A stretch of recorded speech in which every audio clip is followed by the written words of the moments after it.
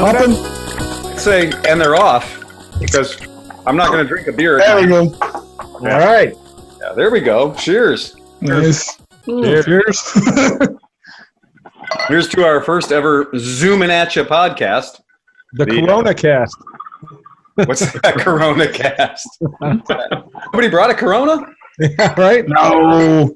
Isn't that what Come Kevin's on. drinking? Kevin's drinking a Corona. No, I am not. I am drinking Oscar, this. Kromke, that's Cinch, Phil, I'm pretty sure I've got Corona. Steve, So Kevin. Not the drinking kind, then. I can feel it coming along at any moment. Ah. Hey, Phil, so who's going to be on Lost of Hooves? Who's going to start?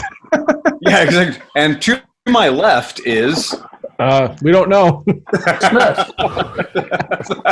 And Denise Smith. and to my left is anyone? Steve. Anybody? Up to your right.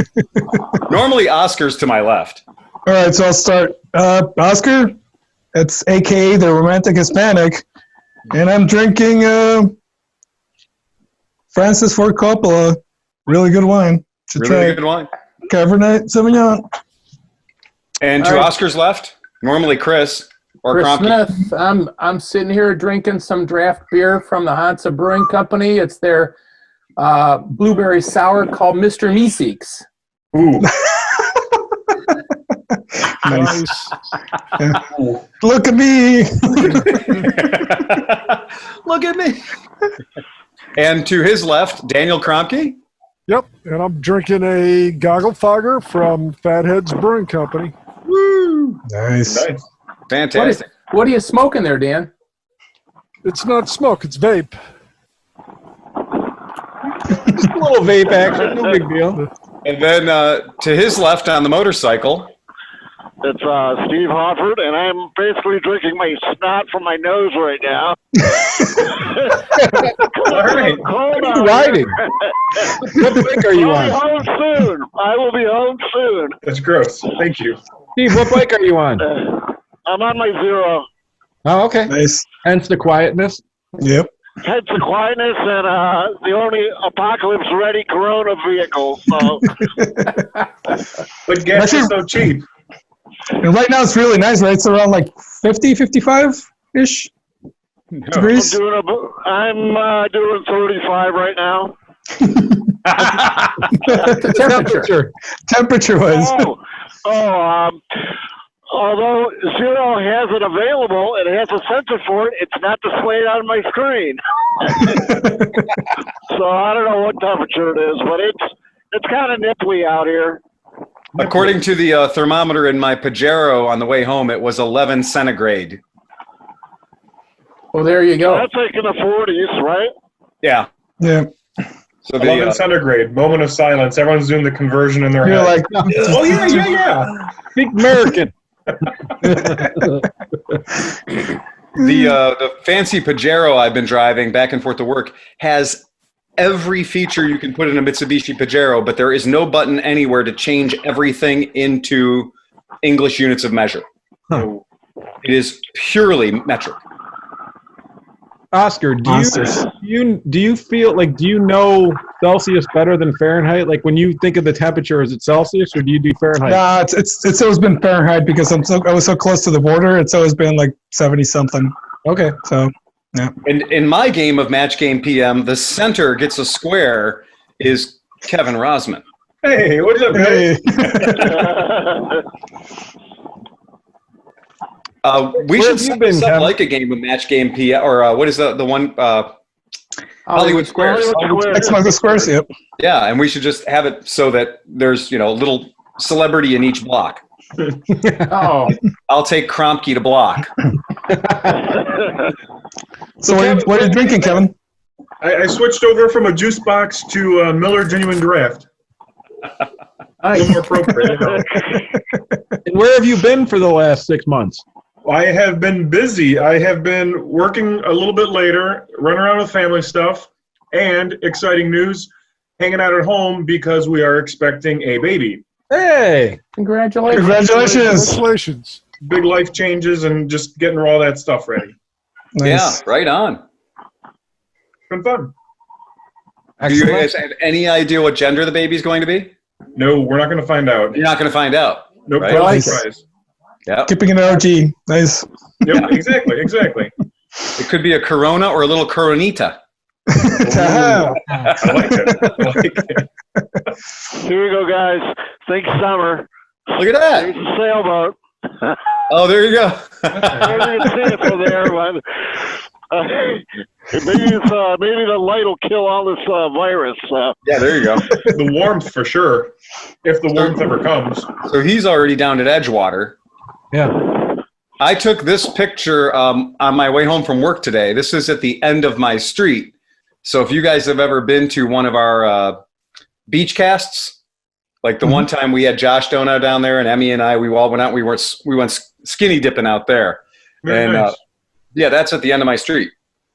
So geographically speaking, we're pointing the right way. It's just 700 feet that way. Yep. Right. True north. There you go. Yeah, true north. Exactly. True north. Yeah. Lake Erie, right? Yeah, like Yeah, that's Lake Erie. Actually, nice shot. It looks. For a second, I didn't think it was Lake Erie. I thought it was something more tropical. Yeah, that was literally this afternoon I took that shot. And Nice. I did push the color up quite a bit. Well, sure, but Yeah, I helped it. What the hell happened to Kromke? I don't know, but I like my beach better. Oh, Kromke shit. has disappeared into a cloud of smoke. That's vaping for you. There you go. Yeah. vape trick. He should have He might some actually be interesting God things at to this say. point. It looks like Jerry Garcia is coming through the cloud of smoke. Good vaping trick, bro. Am I going to test positive on the weekend? Well, you're under him. On my screen, you're under him, and smoke goes up. Yeah, I think you're probably going to be okay. So, And Cinch, welcome to Cinch, too. We didn't say yeah. Yeah, who's what was next? going. Yeah, right? And so, yeah, that's everybody, right? And then we're expecting a few more, but Cam, he's adopted a policy of eating 3 or 4 course meals now, and he can't get it done in time, so he'll join us when the Great Poupon runs out. I predict Dr. Waters will be here before he is. Very nice. Most likely. Yep. And she And then was, Nick as well, right? Where are we gonna have him? Yeah, he said he's going to be a little late. okay. My wife went and picked my sister up at the airport. She flew up from Florida, and she's heading to be my caregiver for my mom. We're pulling her out of the nursing home, not because of the COVID, but because the nursing home is driving her fucking insane. So, Believable. and they're on lockdown, so they can't get any visitors. So, So what are they going to do? Like move her to the door and say, "Have at it"? yeah, so mom's paying the money to have the ambulance take her from the nursing home to her place in Madison tomorrow. And then Nicole's going to move in with mom for the next week or longer and kind of try to get her through the last of her recovery to the point where she can at least do her bathroom stuff on her own. Yep. Very nice. So on top of all of the, my mom literally fell off a toilet and broke her pelvis the day before they told everyone to stay at home and don't do anything. No. Perfect timing. Yeah. Oh my gosh. And at first we were like, well, that's fine. She'll be in the nursing home and she'll be under lock and key. And then it turned out that the nursing homes were a dangerous place to be. The worst place to be, yeah. So, yeah. Well, it sounds like you made the right decision. And with her being on lockdown, she couldn't have any visitors, and that drives my mom absolutely insane to not have visitors. So, yeah. Hey, the final Jeopardy question is, he was the first president to deliver the State of the Union address on television. Eisenhower? Well, we don't know yet. The music's still going. Oh, okay. All right. I'm glad So you're. what are the guesses? Come on, you guys guess. Chris is paying attention deeply to the podcast. Goggle fogger from Fatheads. Truman's a good guess. Oh, bullshit. They didn't have TV back in Truman's day. It's not smoke, it's vape. Eisenhower was incorrect. Eisenhower's not correct. Yeah, she bet $1,200. Second guy, Eisenhower. Truman. I'm in good company. Going to be Harry Kennedy. Yeah. Was it Harry Truman? Come on, Christian. She guessed FDR. Oh, okay. Truman! Well, that was by radio, probably. Oh, they're saying Truman. Are you kidding me? Wow. Oh, it's not going to be Truman. That guy who What was did you president bet? before Kennedy, who knows? It's before Good I work, was guys. born. That's what I was thinking, Dan. Before a certain number of presidents, I'm like, I don't know. I guess we had those. I don't know. Before they were The just old guy with the balding head. I don't know. The gray hair dude. Well, that Dude, wasn't part of my history class. I have no idea what the fuck you guys are talking about. I think since Kevin's been alive, every president that he's had in his lifetime has been some sort of a celebrity. Good We point. gotta get Hoff to stop eating his microphone as he's walking and like breathing heavy over here. Oh, really? Oh, there he goes. Yeah. Those are the father-son combo presidents or the celebrity. You're right. Right, exactly. Yep. So Phil, what are you drinking? Who was I was that? gonna say, yep. So I'm drinking one of the many. So tonight I'm drinking Gentleman Jack. Oh, nice. So somehow or another, I've ended up with 3 bottles of this at my house, and I've never bought one. How does that work? I don't know how it works, but it's just apparently it is the bottle most likely to be abandoned at my house. It's 40%, so it's a blend. But yeah, it's not. I mean, it's not what I would normally drink, but it's totally serviceable And plus, you can drink twice as much because it's 40%. because it's 40%. Yeah, Right. yeah. And we're not driving, so yay, alcohol. It doesn't kill the virus, but it gives it a run for its money. It makes it throw up. Did any of you guys see the video of the girl who is making a joke saying that she's going to kill the virus in her throat by spraying like some kind of like Lysol or something in it and then blow a flame, right? Oh yeah. She inhales it, hits the flame, and it blows her face. Like she's like, she's not hurt, but it's a pretty funny. Fucking scary. Yeah. Yeah. It goes. Is it scary, or did she get what she was, had coming? Oh. Yeah. This all sounds for the like news. Yep. Hello. All right, she disappeared. She's happy. Okay, a quick joke. Let me do the quick joke before the ladies come in. Yes. So one day, little Johnny saw his grandpa smoking his cigarettes. Little Johnny asked, "Grandpa, can I smoke one of your cigarettes?" Grandpa replied, "Can your penis reach your asshole?" "No," said little Johnny. His grandpa replied, "Then you're not old enough." Next day, little Johnny saw his grandpa drinking a beer. He asked, "Grandpa, can I drink some of your beer?" His grandpa replied, "Can your penis reach your asshole?" "No," said little Johnny. "Then you're not old enough," the grandpa replied. The next day, little Johnny was eating cookies. His grandpa asked, "Can I have some of your cookies?" Little Johnny replied, "Can your penis reach your asshole?" The grandpa says, "It most certainly can." Little Johnny replied, "Then go fuck yourself." Wah, wah. I think that's an absolutely perfect podcast joke. A lot of setup for a very weak. You didn't like the punchline? I thought it was perfect. Chris, can you just reach your ass? When you get ready, why don't you come and join me? Uh-oh. Okay. Oh, Mary got in already? Dr. Waters just walked in the house. Okay. Wow, I just beat the clock on that the one. whole podcast. A classic podcast. There you go. She beat Cameron. She did beat Cameron. You called it. She got here before Cameron or Nick or Meckelfresh. Yep. Yeah, But she doesn't need her own screen, so. that's true. So what's going on at the shop this week, Phil? Anything except for anything? Well, yeah, what we've been doing, kind of interestingly, the technique has been that we are closing the front door. We have the front door locked, and if you want to, do any business with us, you're going to have to call the phone number that we put on the front door, which is, the shop phone. But nobody's allowed to wander in and out anymore. And then we're vetting people through the telephone about how much we want them to be in the shop. And then for service calls, we're just asking them to leave the bikes out front and throw the keys in the mailbox. And then we'll go out and get them and bring them in where they can be wiped down and then worked on in the service department. The showroom stuff, like if somebody comes in and says like, oh, well, I want to buy a helmet, it gets weird at that point because you're like, okay, well, do you know what make, model, color, and size of helmet you want? Because if the answer is no, I want to try a bunch on, then no, you're not going to come into the shop and try on a bunch of helmets and spit all over everything and fuck our whole world up.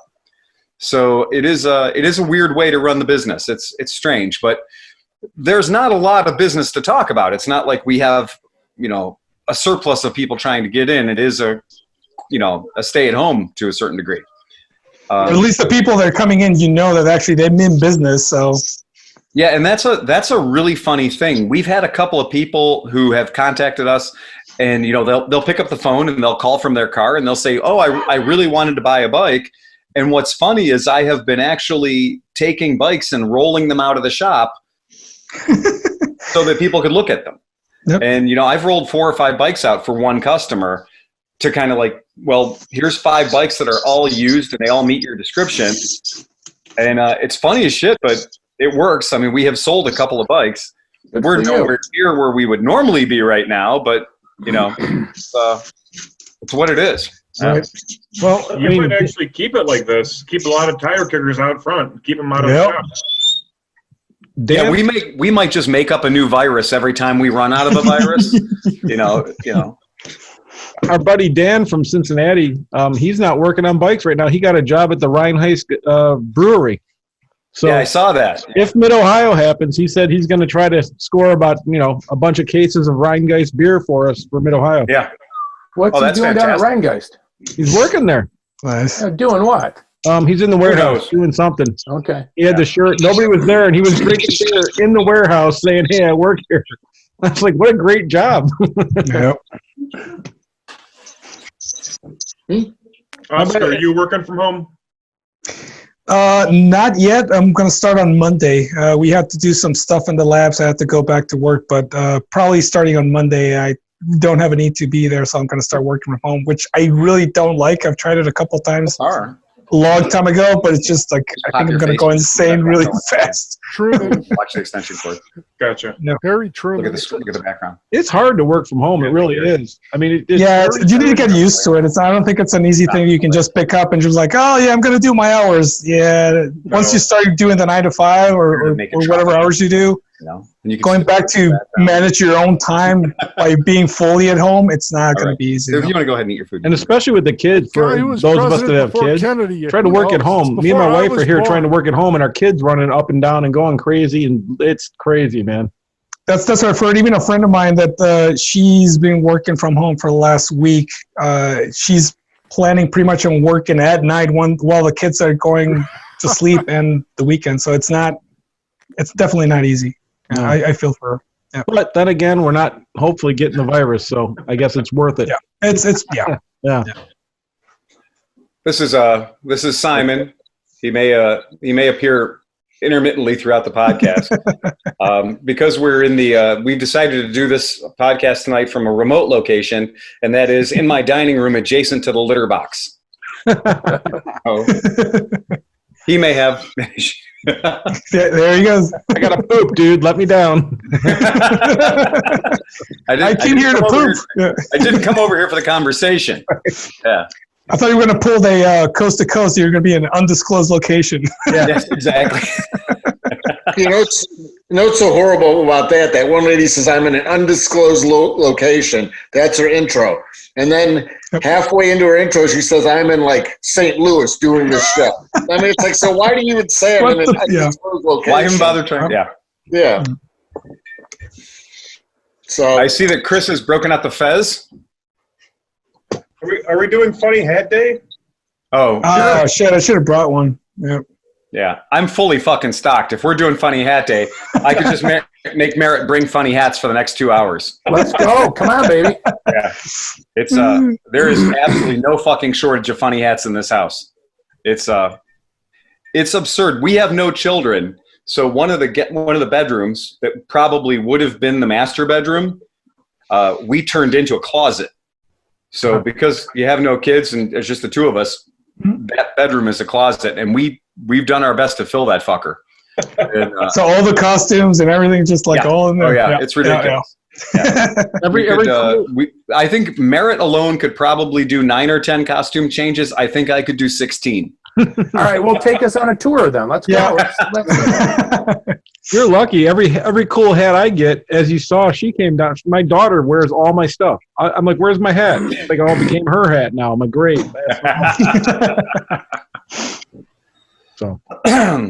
So, do you guys want to see something I bought yesterday? Yes, please. Yes. All right, here we go. Of course.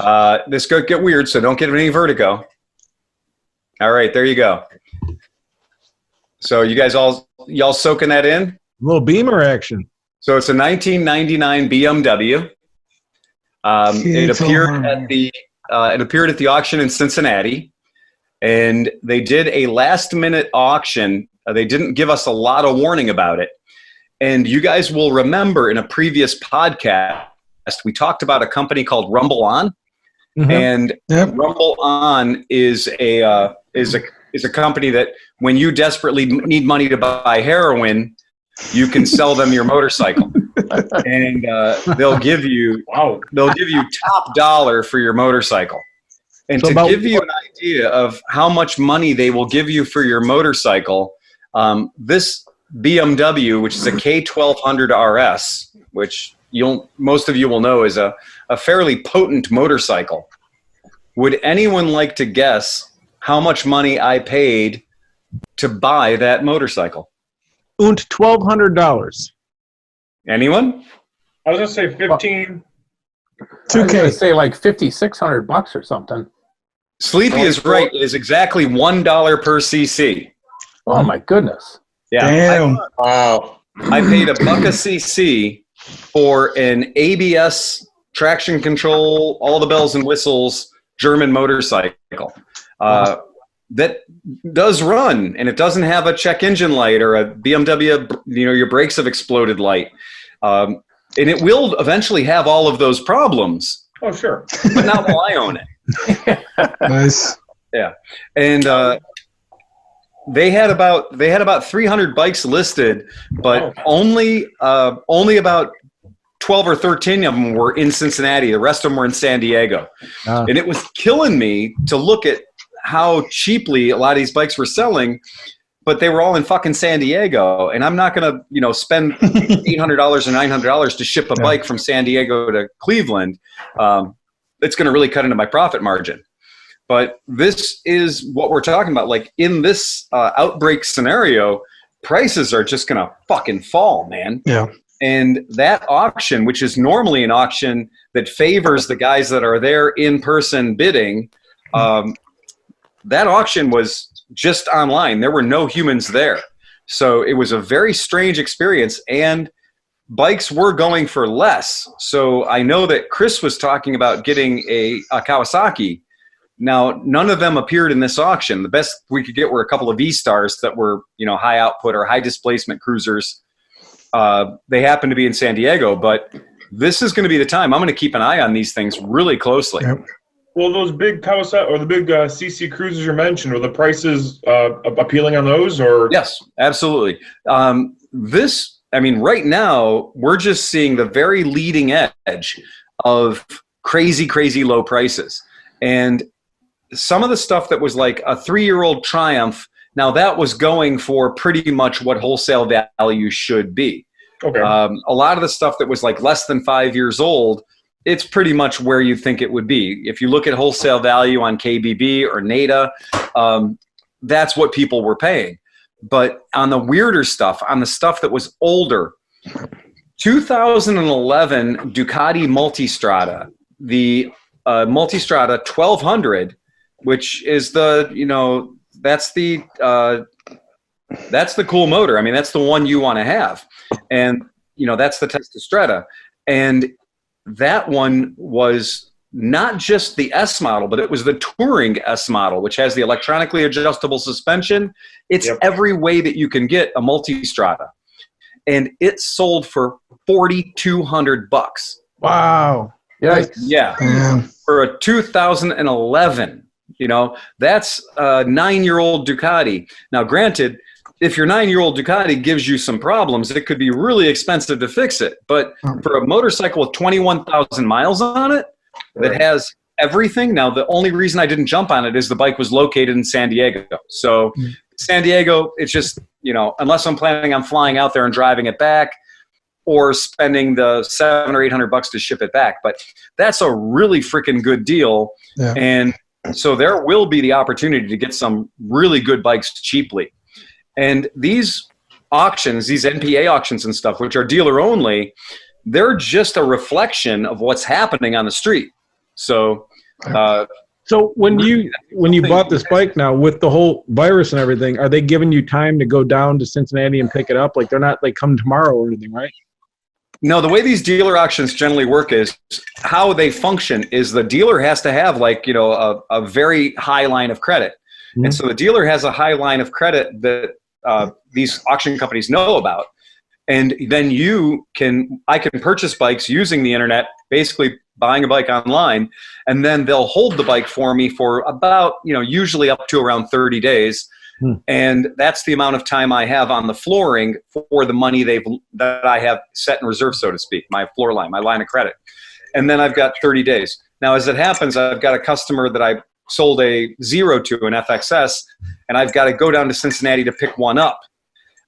So I'm going to go down to Cincinnati, pick up the Zero FXS, visit our friend Tim Burke while I'm down there, and then also bring back that BMW. Beautiful. That's the guy that we talked to on Monday.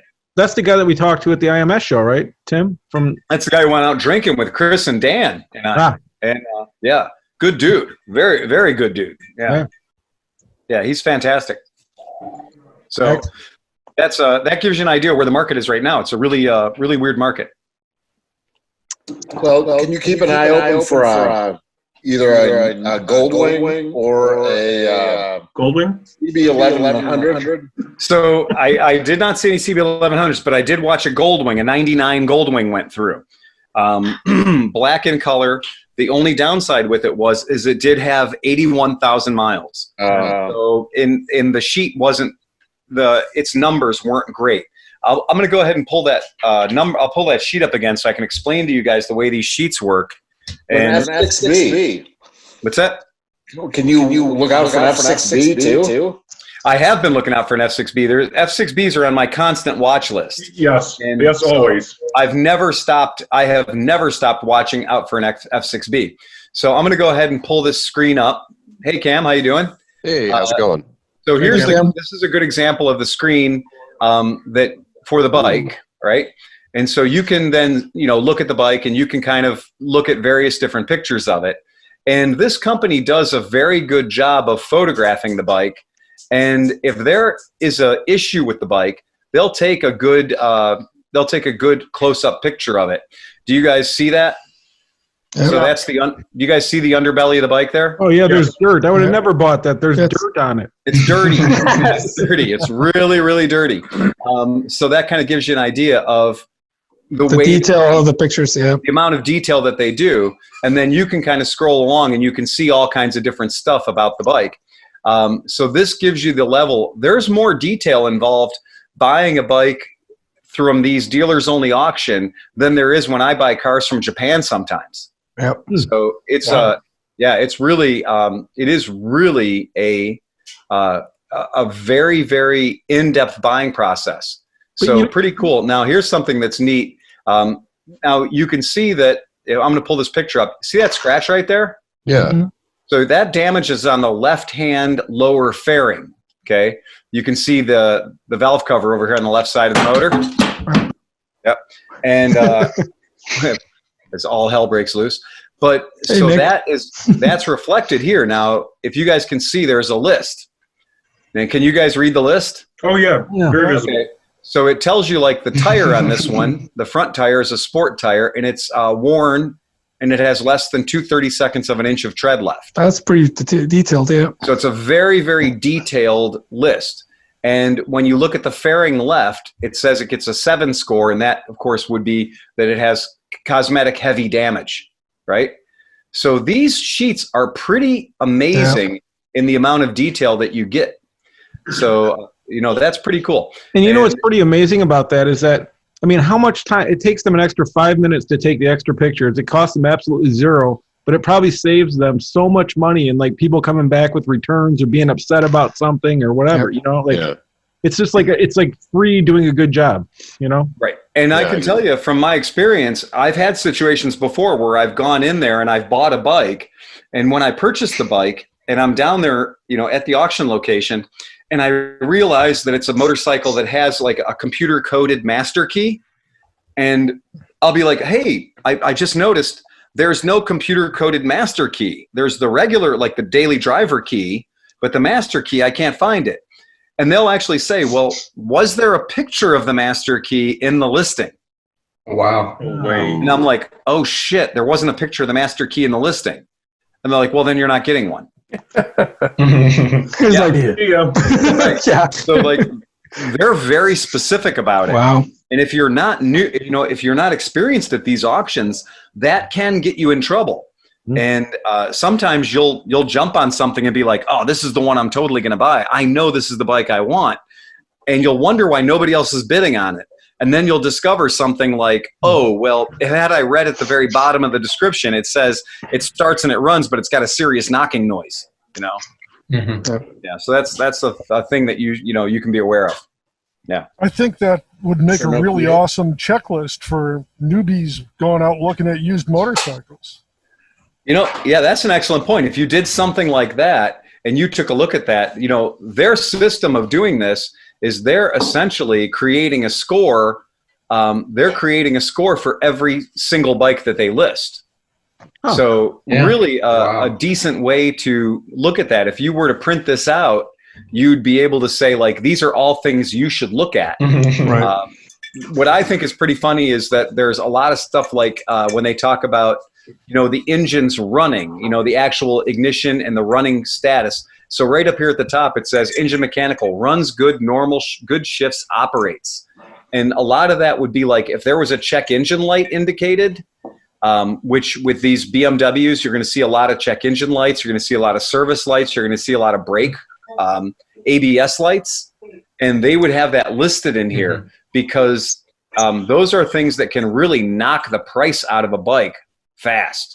So, and plus it's got the VIN right there and the mileage and everything else. So I just want to say, Dan, that's a really excellent suggestion. I know a couple times when I went to buy motorcycles, you kind of get caught up in the moment at times, or the guy's talking to you, trying to make conversation, and they have an actual checklist.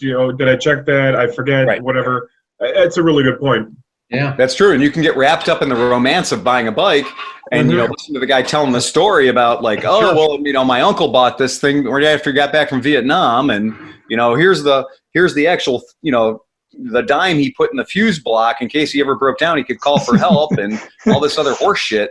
And you forget that you need to be checking on shit like, well, does it sound like the cam chain is doing its job?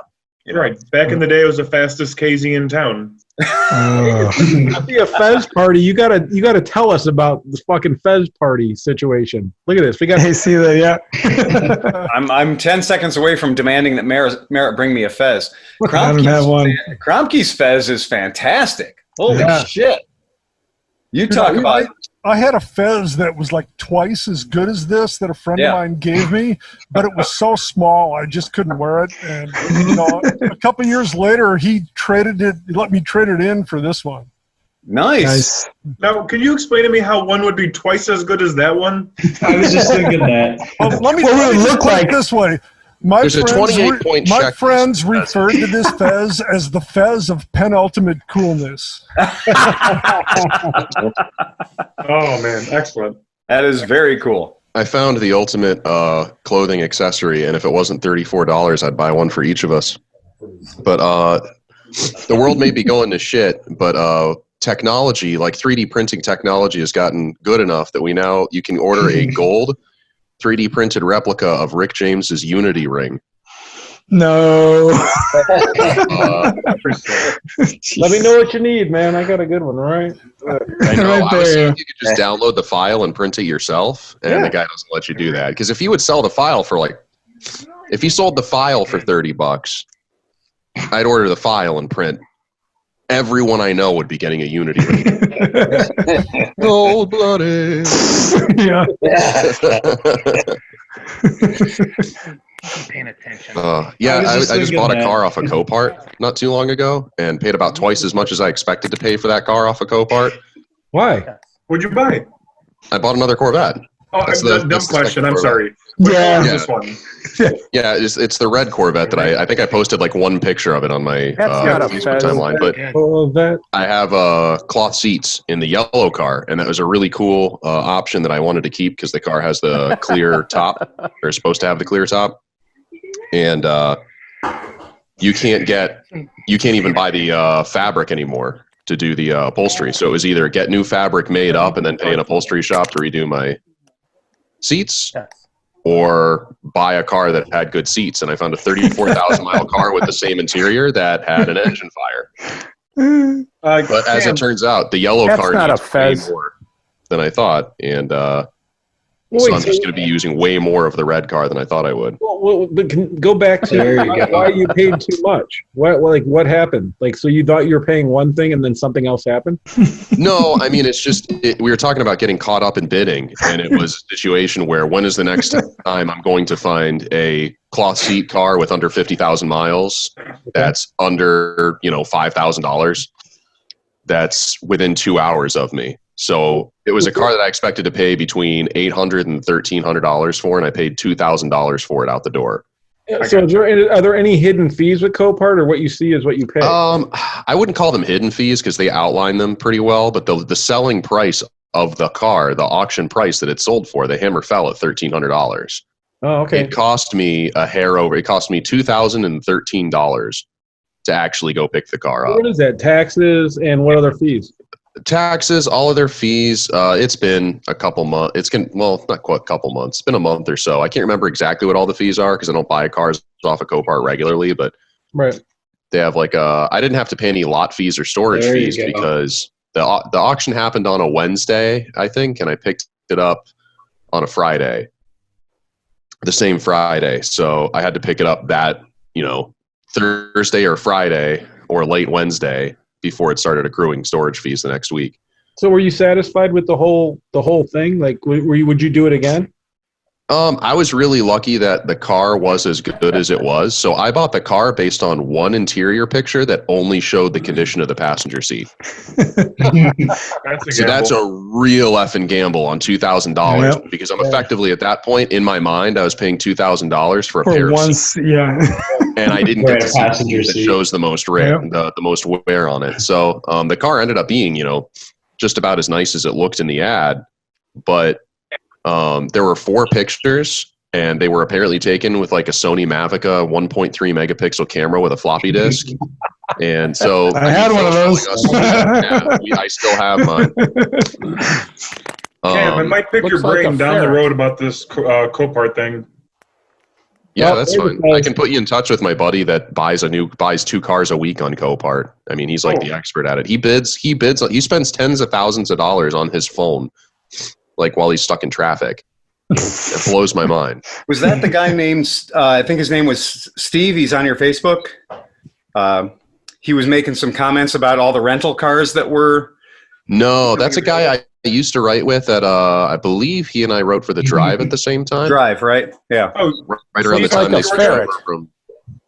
Yeah, I mean, that was, I was watching that. I was kind of paying attention to what he was writing about all of those rental cars that are being put out or put back into the inventory of used cars that have only 1 year on them. Yeah. Whereas normally the companies hang on to them for quite a while longer. So I think the one car he posted, it was like a TRD Pro Tacoma, and I think it sold for like high 20s, and we're talking like a 1-year-old car. Yeah, I got to so go. it was really interesting to kind of read his posts, and I went back and looked at his Facebook page and looked at a lot of the different stuff that he posted over the years, and it's really neat. I mean, really good insider information. Hi, Diane. He's a very well-rounded person when it comes to that expertise of, I don't know, that knowledge base. He's interesting to follow. Yeah, he's an interesting guy. I mean, I've talked to him before. He's like, he's slightly pretentious in the way that you kind of get to be when you're that good at what it is that you do. But on the other end, I'm like, you and I got paid exactly the same amount of money for our opinions when we worked together at the Drive, and that was within like the last 18 months. So there was a really, really great American philosopher who once said, "It ain't bragging, motherfucker, if you can back it up." And right. It was Kid Rock. Yeah, the late 20th century poet and playwright Kid Rock. There was that fez that you have, is that from Hillcrest from San Diego? Was that a different Hillcrest? Oh, this one. This one here? Yeah. This fez? There we go. Yeah, this is from San Diego. So yeah, I got this one. Right, Bobby, yeah, this pull one it came over. from San Diego.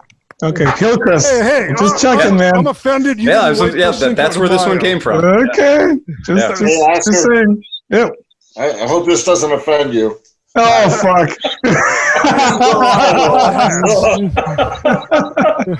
Hey, it's fair I'm game. offended you didn't wait for Cinco de Mayo. Yeah, I know. Yeah, you missed the I don't know what's opportunity. wrong with you guys. The silly hats. Man, Phil's got all the hats. Oh my god, that Bobby's amazing. Right, Bobby, pull it over.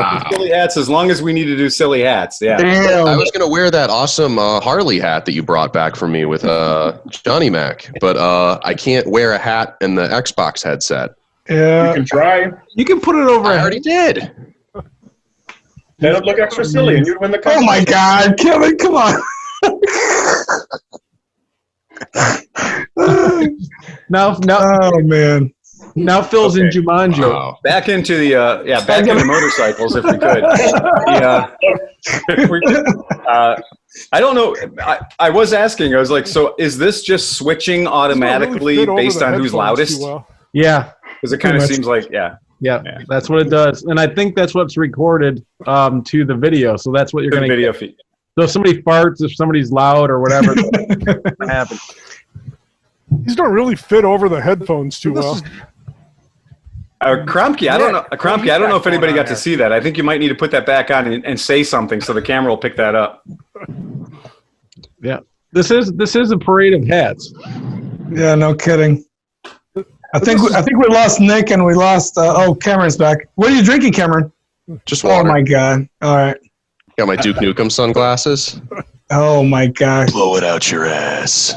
Yes, son. Yeah, these are actually like more like Macho Man sunglasses. Yes, they are. To the top. Nick, what are you going on there? God, look at Nick. I don't think Nick's wearing a shirt. Holy shit! Nick's like, fuck cultural appropriation. Oh my god, horrible. That's fantastic. So wait, so I have to go back and get a white beater shirt then? Yeah. Just gotta flip it over. Nesting sombreros. Oh my god. That's it. Where do you buy a sombrero like that? What's the story? It's not even mine. It just lives in your house. This requires more of a story now. I know. Somebody pay you to store that thing? Oh my god. What? Does somebody pay you to store that thing? If you charge by the square foot, that would cover your mortgage. I mean, I charge my roommate to live here, and this is his hat. So Nick has the giant sombrero. I think you made. Oh my god. It's like outside of the frame of the. It's over 1080p. You need a 4K camera to see your hat, dude. Oh shit, you got luchador shit. Oh my god. We could also change it up a little bit, and we could just get into luchador masks. So we could do some. Yeah. Yeah, this is one that Merritt particularly despises. She does not like this mask at all. I wonder why. Yeah, she hates this one. This is her absolute least favorite mask of everything I have. I would be terrified of that mask if it wasn't your voice coming out from behind it. this week on the Hat and Mask podcast, oh my god, it's not even. Oh my god. But we do also have the very small sombrero. That's combating Nick's. Yeah, Right. so this is the anti Nick sombrero. And with both of those, in both of those right now, that I equals charge it out my and makes it roommate to okay. live here, and Yeah. this is his hat. Between the So. two. Phil's is only a little bit offensive. I don't know, Oscar. What's the? Getting a little pissed, but now he's like, what's that? No, I think the one that Phil's wearing right now, it's a little bit more. It's the wrong size, but it's the right shape and what it should look like. This is the. I'm proud to admit that I own about 9 sombreros, if you count the little tiny ones. Because if you count the little tiny ones, I have a lot more. Yeah, this is a child's sombrero. But that's the legit shape and what it should look like. That's embroidered the way it should look like. Not knocking yours, Nick, but it looks like shit the way you were wearing. Does anybody here remember the restaurant Chi-Chi's? Oh my god! yeah. My youngest sister and I, we would go to Chi-Chi's like every year for our birthday, and we get the fried ice cream, and they'd sing "Happy Birthday" to the tune of La Cucaracha, and you would get to take your sombrero home. And my sister and I each had about 4 of those Chi-Chi's sombreros, and I don't know where any of them went because we were filthy with sombreros. I don't know, Oscar. What's the? And I don't know where they all went. Check Phil's extra room. I used to race RC cars professionally, and so they have right down at in Independence. They have every year for the last 40 years a huge race called the Indoor Champs, and people from all over the world come to it. And I remember back in like, I don't know, 98 or 99 or something, or 2000 around there, some guys from Mexico City came up, and there used to be a Chi-Chi's right there. And so they came up and they were like, dude, let's go to the strip club. And they're pointing at Chi-Chi's. I'm like, you're going to be Yeah, I wonder why. They're going to be so sad when they get to a bar that's actually a restaurant that's actually called Titties. Yeah, exactly. Exactly. Yeah. Wait a minute. What do you mean there's burritos, tacos, and kids? I just wanted Hey, Phil, you'll be happy to know that May 1st, Tito Santana is coming back to Dewey's. Oh, really? Ooh. Yeah. Wow, that's something. That's kind of a big. That's a remarkably good pull for playing at Dewey's. Like that's a big name act for Dewey's. No, that would be cool. Oh, you mean the pizza? Yeah. The pizza. Isn't that what it's called? Yeah, it's the Santana. Yeah. Oh, you suck. I was so stoked. I was like, yeah, Tito. This is the greatest thing ever. Oh, my God. Disappointed. Cinch, what are you drinking? I see that's a purple can. oh, wait. Loose cannon IPA. I haven't drank beer in 3 months, and this is my first action back. I didn't want wine. I didn't want anything, so I bought beer today. You drink like me when I start drinking. Yeah, it's like, okay, it's fucking on. Whatever. Yeah. What are you drinking, Nick? More limoncello. Limoncello, sweet. How much limoncello did you actually make? I made, I make it about a liter at a time. A liter at a time. It was really, I felt terrible because like last week you brought the limoncello out, but we had the painkiller there. And so everybody's like, well, limoncello, great, that's nice, but painkiller, fuck, lose our minds, well, you know? I brought it just because the week before you guys absolutely finished all of it. So right, yeah. So wait, a liter to convert that to bald eagles is roughly 1 quart, right? Yeah, it's quart. Yeah, roughly, yeah. So like a wine bottle is like 750 milliliters. I get it now. Right. That was good, Cam. I will be using that at some point soon. I watched a really interesting video today, speaking of motorcycles, to write about. And it was an English guy writing about an English Harley owner talking about what tools you would need to work on your Harley Davidson because it uses standard, or as they call it, imperial measurements. A liter standards. Yeah. So, and he was talking about how old equipment and old machinery and old cars, decades ago, in the UK used that stuff, and they haven't for a while. And it was a really good video because, just because the week since he was going completely back to basics and explaining it as like a totally foreign concept to someone, for someone here that doesn't own any tools but wants to work on their own bike if they have a Harley, it was a really good, it ended up being a really good video. I thought all you needed was a hammer. He did. The last thing he did recommend was a hammer, but is it a metric hammer? Right. Now I think what Cam's on about, which I think we've touched on in previous podcasts, but is really important, is with Harley Davidsons, depending on what generation you're in, they can be all SAE, right?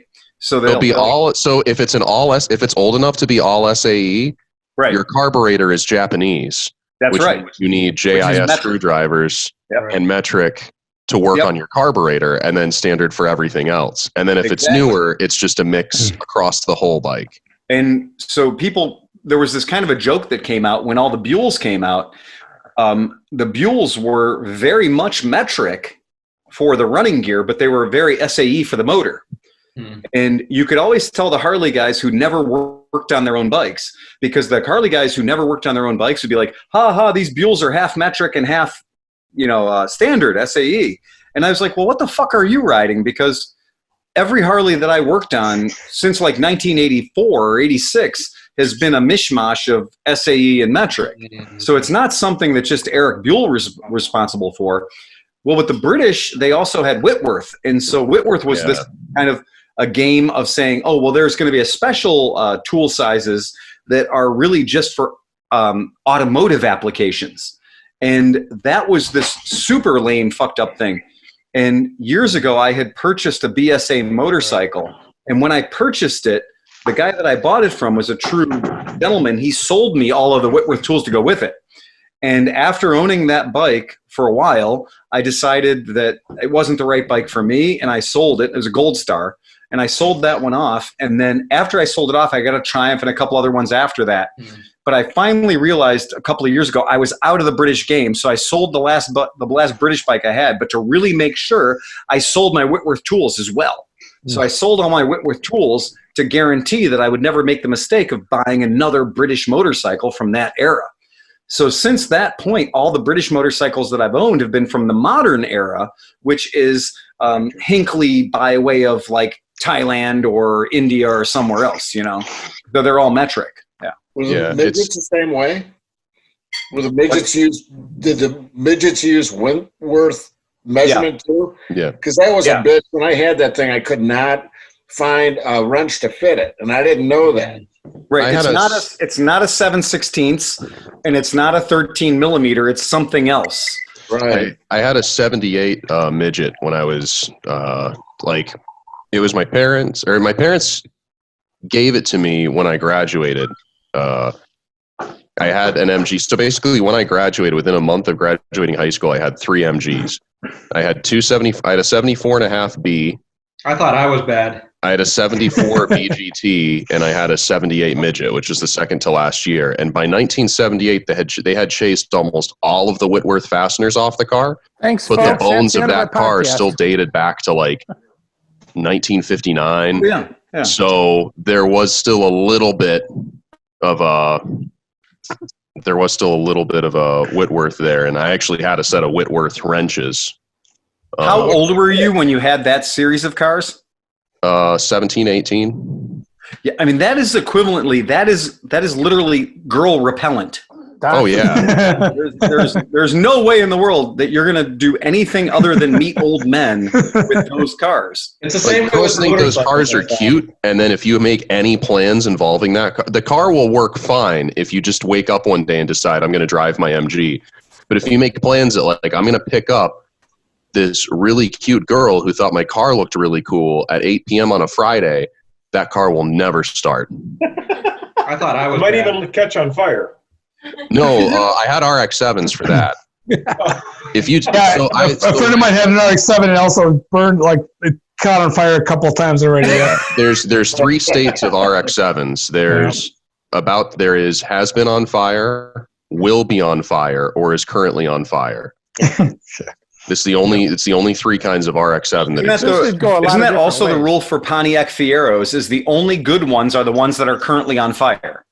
Yeah. No, well, 88s are pretty good. It's another example. It's another typical example of GM of that era getting it right just before they threw in the towel. Yeah, and that's usually they rushed it to market, and then they got it right just before they got the last. It's the same way with So motorcycles. Dr. Waters purchased Grand Am of the new body style Grand Ams, like circa 1992.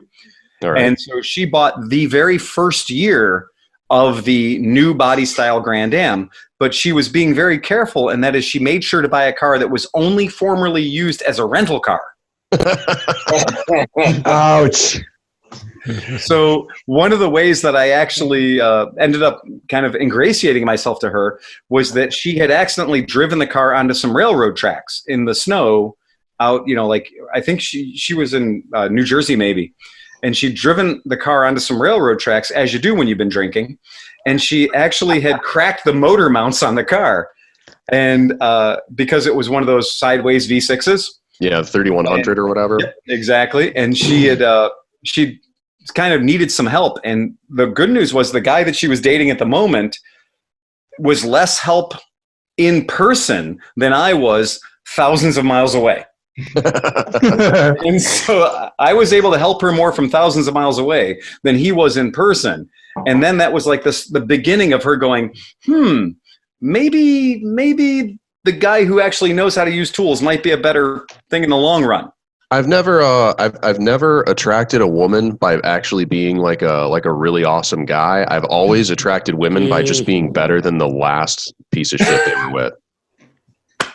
That's a rule to follow. That's There was That's any number of ways, though. That's folks, that's the end of our podcast. So at the tail end of at the tail end of my MG ownership, I met a girl that I would go on the date for 3 years, and she was an art student, 5'10", very, very beautiful, very exotic, and at the time, to me. Now those girls are like a dime a dozen. Like, oh, you've got blue hair, interesting. Finish back. Das ist gut. So, she was telling me that about a month before we met, her ex-boyfriend had been out with her and her mother's van had broken down, and he puffed his chest out and got out of the car and asked her to pop the hood. And he looked under the hood, didn't touch anything, asked her to try starting it, and like pretended to be looking at something, and then closed the hood. As you do. And he also apparently had a picture framed in his room of him standing next to someone else's car on the street. Oh, yeah. So that was the situation where I was an upgrade. I'm absolutely certain that the reason I'm with Merritt to this day is that I had a Gerber tool and I was not afraid to use it.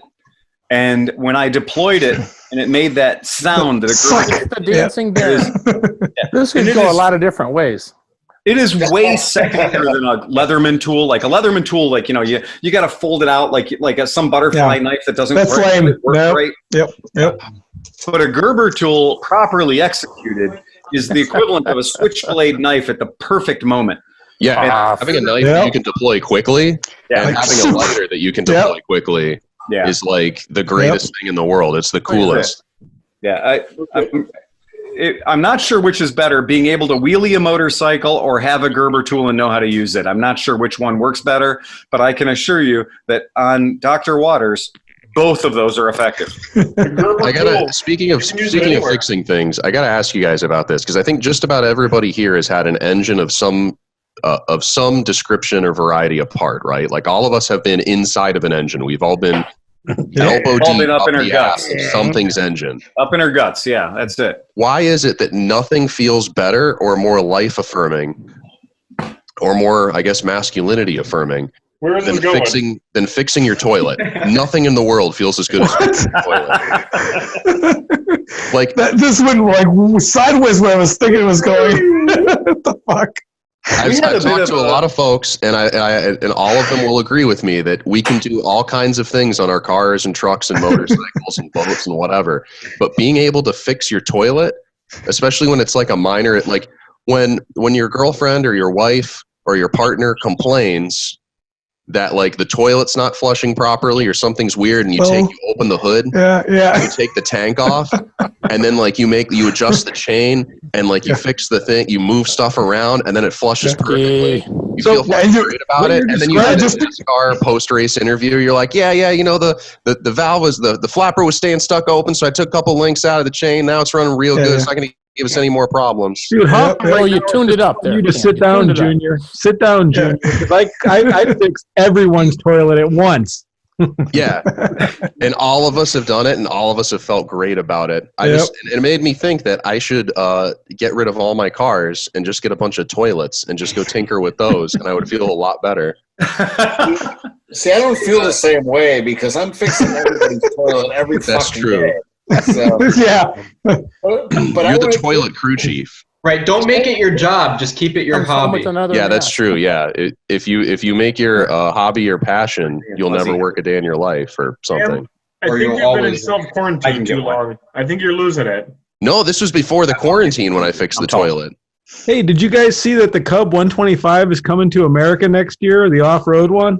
Yeah. Yeah. Nice. So I was wondering, and when you sent that link, like how many cars and bikes and stuff are going to be canceled because of the economic situation after this? Oh my god. I can't podcast. I with gotta furries. say, I'm absolutely convinced that the Cub 125, the Cub is probably the bike that I'm the most excited about of just about anything they've released anytime recently. I mean, that thing it's perfect in every way. It's the proper use of the Grom platform, and I will buy one of those. Yeah. Steven, can you change his name tag to Tiger King? How about changing it to Furby? Yeah. Right, I just don't want to make it know your how job, much. just keep it I would your like to see hobby. it under a black light. Oh no, gross. I'm waiting for Phil. Instead of Phil coming back, it's that weird robot from Rocky IV. Oh, yeah. Happy birthday, Polly. That's pretty fucked up, man. Oh, no. Why do all these people have furry costumes? So what's the deal? Like, moonlighting is I don't know, man. I think Phil and fucking Oscar have way too many secrets that we don't know about. Yeah, I'm a little. You know, the thing is that Phil and Oscar shop at exactly So the you like- same did you spot like because break I think those off on the Tiger.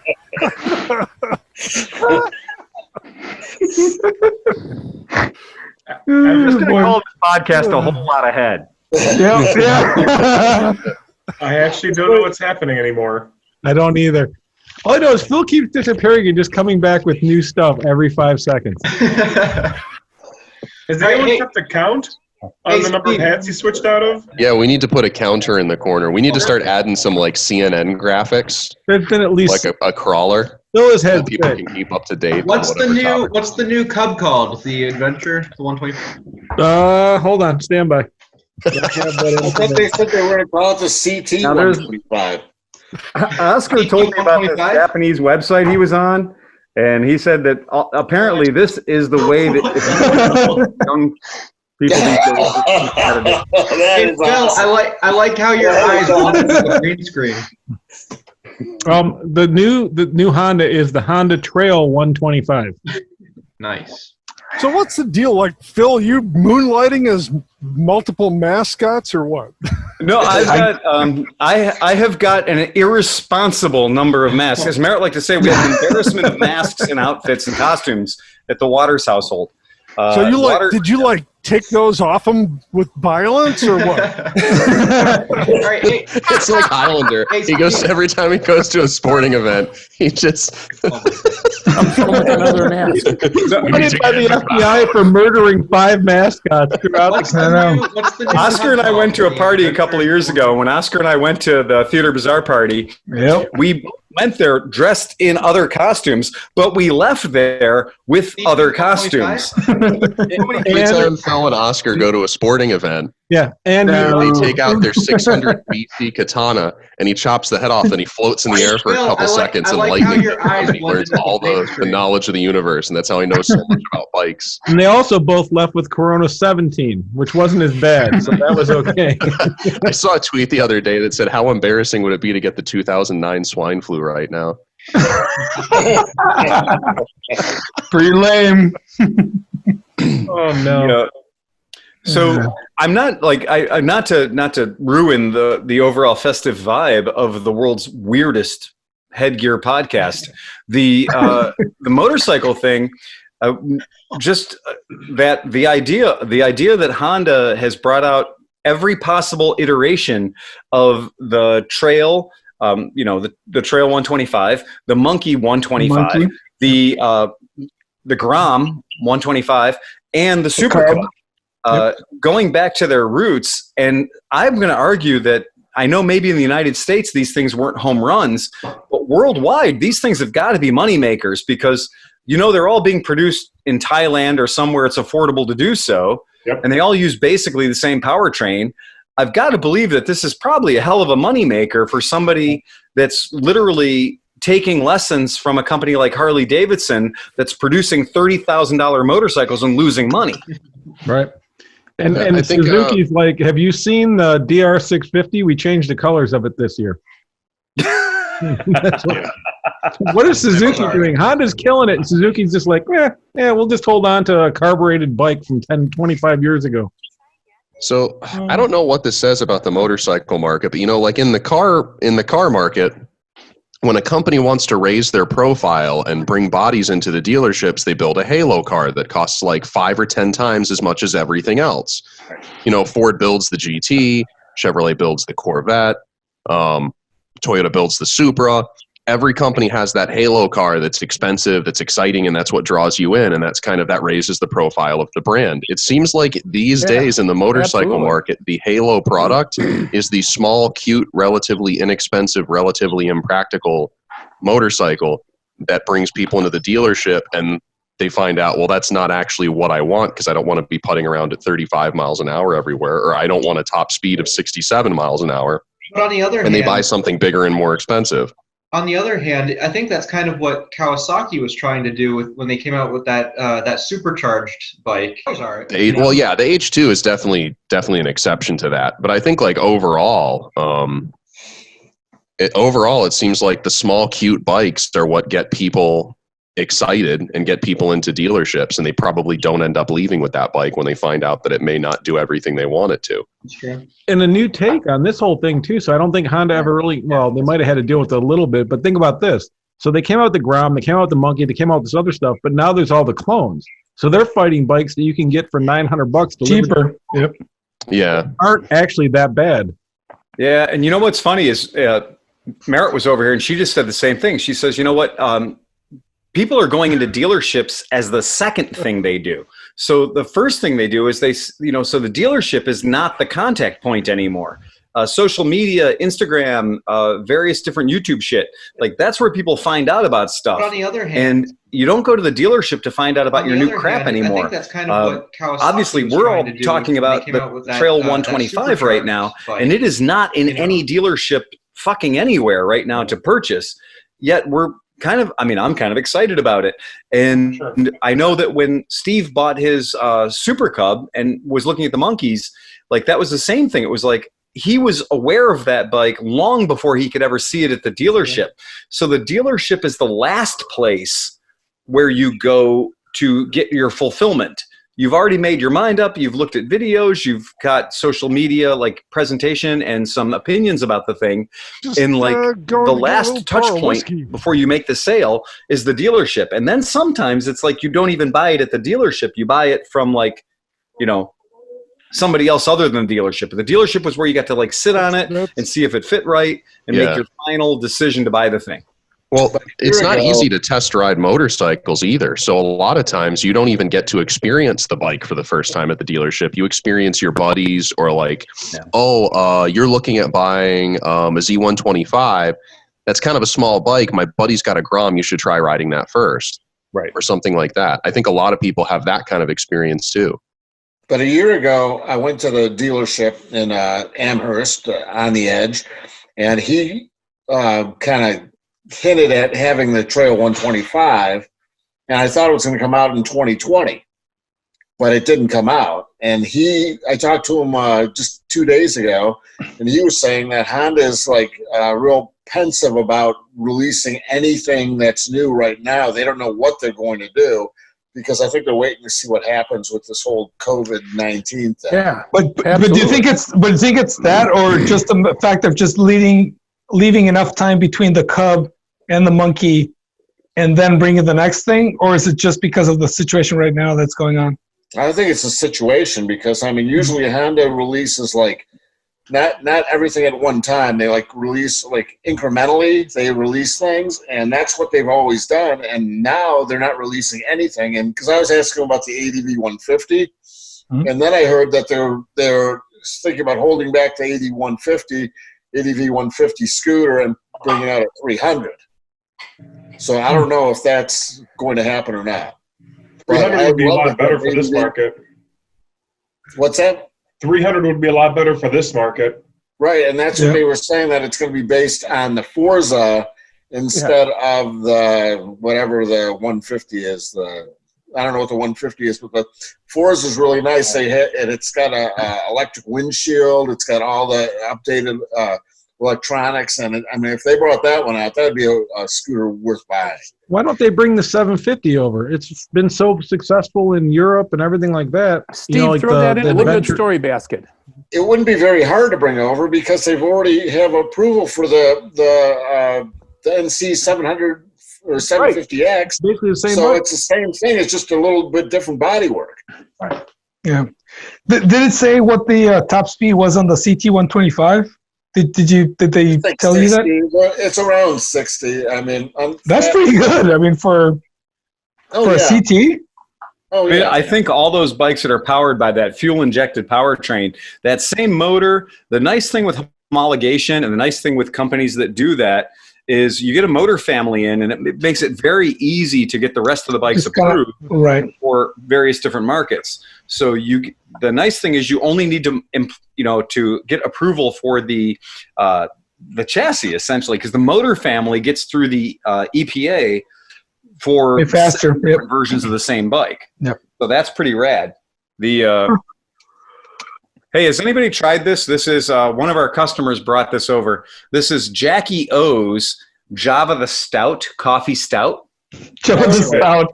Java the Stout. But what's totally cool is check it out. It's got Jabba the Hutt. Oh no! In Darth Vader's TIE Fighter. That's pretty cool. It looks kind of like an old Ed Roth drawing. I was gonna say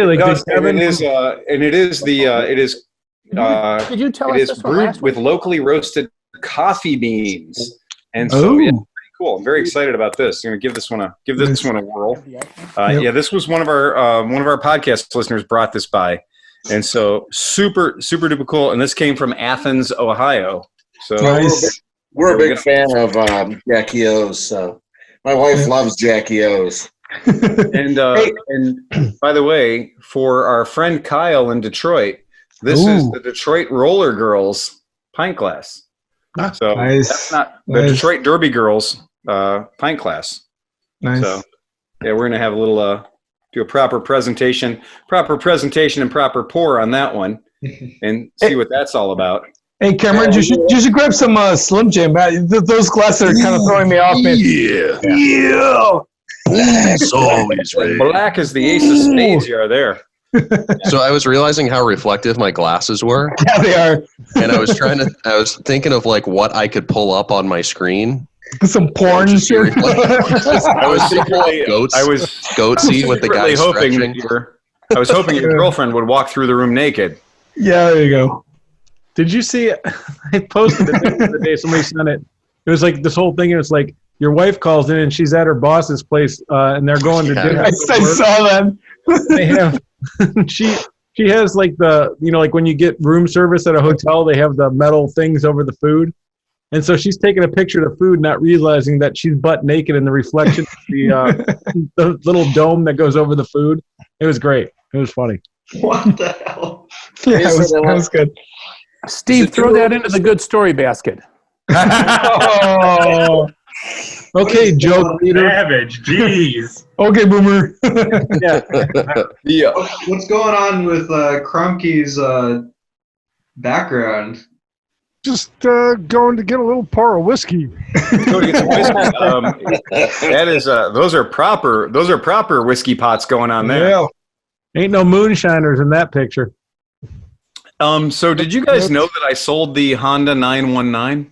No. Yeah. To Nick, right? No, I did not sell it to Nick, and I didn't sell it to anybody else. I sold it to a customer of ours who we've had for years. But the point being, I only got to ride the 919 one time. Oh, And this is, and I'm not joking, guys. This is one of those examples of, as a dealer, when it really fucking sucks to not name the chickens. You know, had this been a normal week, a normal time, I might have held off. I might have just kind of hung back a little bit and kept the bike and decided to keep it and sell it in like August or September. But shit's getting weird out there, man. So I'm going to take every opportunity I can to, you know, to make a buck. And this fact that this guy showed up and he straight up wanted to own that 919 way harder than I wanted to keep it. So yeah, he probably wanted that as long as you did or longer. Dude, that Did you tell us this one last week? I don't know, but point is, bike's fucking gone, man. Yeah, Wow. It's kind of cool. At least we got the picture from the 2 podcasts ago that you got the thumbnail for the podcast. That was kind of cool. like I never saw that all photo. 4 of you idiots riding that bike together is pretty much. That's it. Yeah. Well, have you guys seen this? Yeah. Oh, that's so good. Yeah, that is really, honestly, not joking around. That's what the CB 1100 should have been. So this is what everybody wanted. Was they wanted the 1983 CB 1100F, which is what this is. This is a 1000, ironically. Right. So this is a 998. And That's a sexy bike, man. That's looks so good. It is. It's fantastic. Yeah. Yeah, and I like the fact the way that it looks like somebody went in and took the old bike and then just like made it into a future Japanese animation version of the old bike, the 1983 bike. So No, what I we were just really like that. describing- Unfortunately, it's if not going to somebody- sell. Sorry, if somebody's not looking at this, we were looking at the Honda CBF concept. So if you're just listening, the Honda CBF. Oh yeah, I do. So sorry. If it ends up anything at all like the CB 1100 concept bike, which they did produce, and they produced it pretty true to form to what they brought out as a concept, it will also not sell at all. So we don't need to worry about ever having to see it. Yep. Any emails this week, Phil?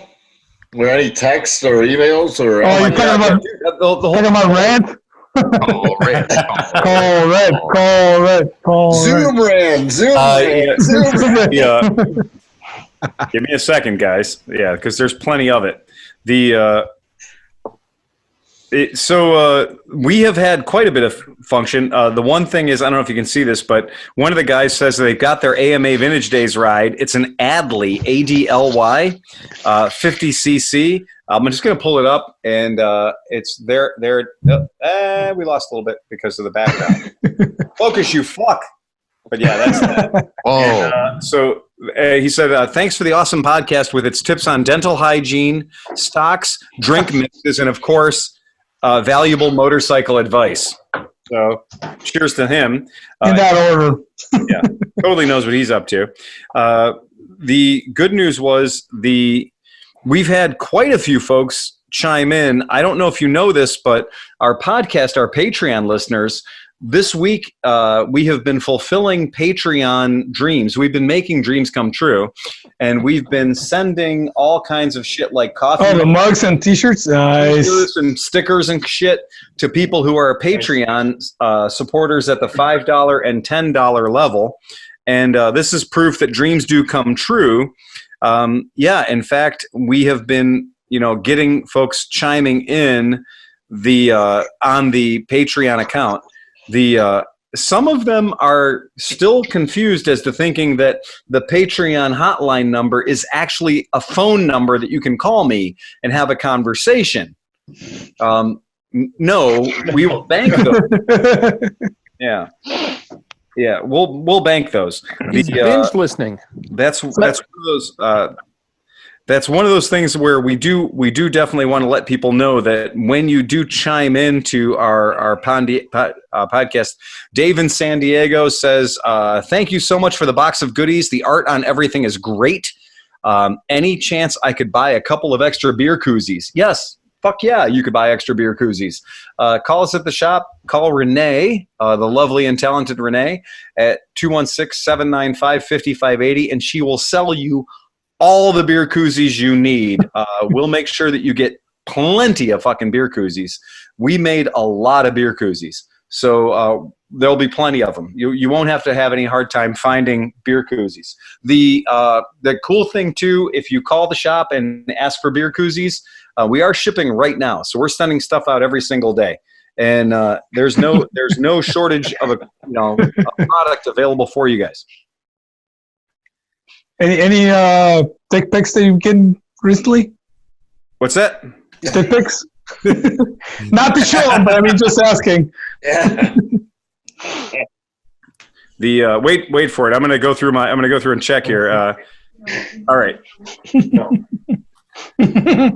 Are you guys ready for a? We have a guy who's following in the footsteps of Rand. Oh no! Oh boy! Yes, new Rand. Shoot it! Yeah, new Rand. We have to make a segment intro that goes like dun dun dun dun dun. Rand. So here's the update from who I'm going to call. Well, because his fucking name is Drew Davis. Hello, my ClevelandMoto family. My name is Drew Davis, and I grew up in an itty-bitty village in northwest Ohio called Ottoville. Blah, blah, blah. 4 years in the Army, blah, blah, blah. 5 years into the Guard as an 88 Mike. So I think 88 Mike might be a commo technician, a commo guy. Now to the important shit. I just moved to Arkansas, and I live in Bentonville next to the Ozarks. I've always loved my Honda, but I fell in love with the 2012 FJR 1300. Ooh, wow. He says, ooh, wow, this thing is amazing and definitely blew my skirt up the first time I twisted the throttle. So I bought it and I ripped through the twisties today on mountain roads. It's amazing, and it was sunny and 73 degrees and just perfect. Anyway, I was just curious if there's anything to be aware of that I might not know about this amazing machine. Holy shit, I'm sorry I got carried away. Next time I'll text when I'm off the Jameson and not riding an adrenaline high. What is it with motorcyclists and Jameson? It's all of us. Honestly, no. I'm not a fan of the Irish. Yeah, no. I'll take mine from Kentucky. Thank you very much. Next time I'll get carried away. Next time I'll text when I'm off the Jameson and not riding an adrenaline high. Y'all are amazing, and I've listened to your episodes twice through. Twice through? Whoa. Twice through? That's a lot. Fuck, man. Yep. He's binge listening. No, that's crazy, dude. That's absolutely crazy. I think it has brain damage. Okay, but I don't know why Meckelfresh isn't here, because here it goes. I sell and service ambulances and spend a lot of time on the road and love what you guys got going on. I also met you fellas at Mid-Ohio when you all had the V7 out there selling raffle tickets, and then we exploded the back tire. Well, we didn't really explode it. We just made it a little warmer than it was to start. Fire. The bike on fire, dude. Fire. It says, Phil, you are the man, but heathens need to take it easy on Cam. No, I think he likes it. He likes it. I got into it with somebody on a Facebook Mustang group. It's like a Mustang group specifically for 94 to 98 Mustangs, and we were ripping on a guy that cut his dash apart to put an Xbox in there. Okay. And he's like, we should be lifting each other up, not tearing each other down. I'm like, if this was like 10 years ago, and if this was a car forum, you wouldn't last 5 seconds without being called some kind of slur. What did all the other retired hairdressers think about his comment? Right. That was the thing. It was like there were like for every. I hate to admit that I do this, but like I think everybody profile surfs to some extent. And when there were people that were like, "That's really cool that he put an Xbox and he spray painted the inside of his interior electric blue," and I just you click on the profile and it's like. A guy wearing the glasses that you are right now? It's a guy wearing the glasses that I am on like a 15-year-old, on like a 25-year-old ATV, and I'm like, that face matches the opinion. Yeah. So, yeah, these are my Corvette glasses that I got. By the way, Momo was sitting on my lap and was just captivated by watching all you guys. I couldn't quite get her in frame. Speaking of... So your cat's called Momo? Yeah, I named my cat Momo, and it's not like Japanese for peach Momo. It's the steering wheel Momo. The steering wheel, yeah. Is your other cat named Recaro? I wanted to name the other cat like Nardi, and no, it was going to be Nardi or Boxster, and I got that cat attached itself to Bethany, and she named him Bilbo because he went outside once and walked like 4 feet out the door and was hiding under my car and looked terrified and actually came back to us. And it just made me think of, if I take one more step, this is further than I've ever been from the Shire. Except I don't think that was Bilbo who said that. No, someone Gauchi. Yep. Yeah, it was Sam. Yeah, it was Sam. Yep. But anyone nice? What's that? I'm sorry. Go ahead, Cam. Oh, I was going to say, speaking of things getting weird, what's the Yamaha Scrambler that's not really a Scrambler that they came out with a few years ago that like nobody bought? It's the Yamaha Bolt SCR 900 or something. Yeah, it's a 920. Yeah, I think. Yeah. It's not an unattractive bike. It just looks, the proportions are kind of weird because they tried to make a Scrambler out of something that is very clearly not a Scrambler. Like they should have gone. It's basically the Yamaha Bolt is proof that Yamaha can build a Sportster so bad that it will rival the Harley-Davidson Sportster. I hate to agree, but I mean, like the dealership down here, I think State 8 still has like a couple of 2016 Bolts kicking around that you can buy for peanuts. And I sat on one expecting it to be way better than my 2000 Sportster, which is a bike that I love for a lot of reasons because it was my first bike and everybody loves their first bike no matter how bad it is. And I found out it was actually like ergonomically felt somehow worse than a 20-year-old Sportster. And I didn't know that was possible. I think that Liza did a pretty good job of writing a review or kind of giving a commentary of a Bolt that she rented on Twisted Road. Yeah, that was great. And she wrote a review and she basically said, she goes, in my history of riding motorcycles and a lot of different motorcycles, including those weird Jesse James 90s choppers bikes, she said that there's never been a motorcycle that had a worse seat than the Yamaha Bolt. Wow. So if you take that bike and you add knobby tires to it or semi-knobby DOT tires to it, that's what the Scrambler Still is. with no ground clearance. No. It's it's not an unattractive looking bike, but it's just a weirdly proportioned bike. It looks very poserish, but I mean, it's still, I don't want to dog on it in case somebody out there has one, but I realize I can because nobody bought them. But I was at the grocery store today. I ventured out of my house for the first time this week to get groceries for me and my neighbor. And there was one of them parked at the grocery store. And I'm like, things are really getting weird out here. Do you want to hear an email from a dude named Olaf? Yes. Yeah. Yes. Snowman. Okay. Anytime I have the opportunity to read anything from somebody named Olaf, I'm going to fucking read it because until recently, my genetic background was a bit of a confusion as I'm adopted, but I did find out I am Norwegian. So it turns out that Olaf is in fact from Norway. Does he have a carrot for a nose? Is that like long for Ole? Yeah, so this is Olaf, and it says test message for ClevelandMoto hotline. First, will I be able to input all the digits in the right order? I highly doubt it. Well, guess what? You did it, Olaf. You did. Yeah. You've achieved greatness. You're here. If you don't know what I'm talking about, I'm truly sorry. It seems like I fucked up. Sorry for bothering you, but not to waste your time completely, I will update you on the status of Trondheim, Norway. 5 degrees Celsius, wet snow all over the place, light drizzle of rain, a few bodies quarantined due to corona, insert outworn beer joke, 1 to 2 months until two-wheeler season. Looking forward to at Italy. Italy can be nice, or it can be nice even in Norway. Reference photo. He sends a picture of his Moto Guzzi V7 Cafe Racer with the sun setting in the background and what can only be described as the perfect hero shot. Loaded with luggage and shit like that. Let's see it. But anyway, I'll show you the picture. We'll throw the picture up. I'll go ahead. I'll make it real big, and we'll see how bad this works. You're just starting a little does that bit. work? Okay. There you go. How bad is that? That is pretty good. That's good. Pretty bad, right? Okay, cool. That picture looks like it's from the brochure. It's like from the fucking brochure. Honestly, it'd be better if the Moto Guzzi brochure had that. But can anybody name, for bonus points, I'm going to hold it up to the camera. Can anybody name this motorcycle that he just bought? You're extremely distorted with saturated. Yeah. Okay. Can anyone Magna 750? That's a Magna 700 or Magna something. You're right. Who got that? Me. Sleepy. You're right, dude. That is not just a Magna 700. That's a Magna 750. Yeah, right. Magna 750 is the fucking one you want to have. Nailed it. An 84, right? So no, it's pretty late. So you get into the VF 700 is going to be 87 and 88, I think.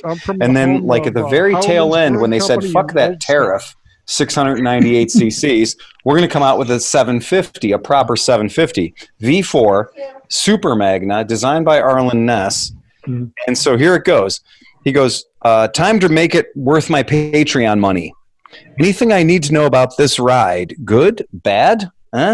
Honda VF 750 Magna. Great bike. Awesome bike. The guy had no idea he was tapping into somebody who has an actual Honda CB 750 Magna fetish. And I've got a CB 700, I've got a VF 700 Magna in the garage right now. I've had several of these motorcycles, and it's bad. It's like Leonard Skinner, but made in Japan. It's a weird thing. Guys, I gotta bounce out and go to another Zoom meeting for work. So that means we can find you at dumpsters.com? Dumpsters.com. And if I'm not on that one, just go to the Rosman family Zoom meeting, which we do once a week now, too. I need one of those dumpsters.com hats for when I'm working on the Corvette for the video series for Corvette Forum. I can see if I can get one your way. I would really appreciate that. That's just... Absolutely. I actually don't mind the Zoom format for podcast in dire situations. It worked out pretty well. So I feel like we should do it like this, but when we're all sitting around each other at the shop. No. The feedback would be worse. Yeah, no. But everyone, please stay safe with all this Corona stuff and have fun. I see you, Kevin. See you guys. See you, Kevin. Yeah, Kev. That 750 Magna is a really bitchin' bike. This is pretty good. So he says he's been working on 50cc Benelli carburetors for 20 years. Like when he was a kid, he used to do like Benellis. So he's like, oh, yeah, no problem. I've done tons of those. And I tried to warn him. I was like, look, I have an unnatural love for this motorcycle. There's no doubt about it. I said, I hope it runs perfectly. Working on the carburetors is an absolute nightmare. It's remarkably powerful for a 750 cruiser bike. And it actually does. It rides nice. It drives really nice. It's a good motorcycle.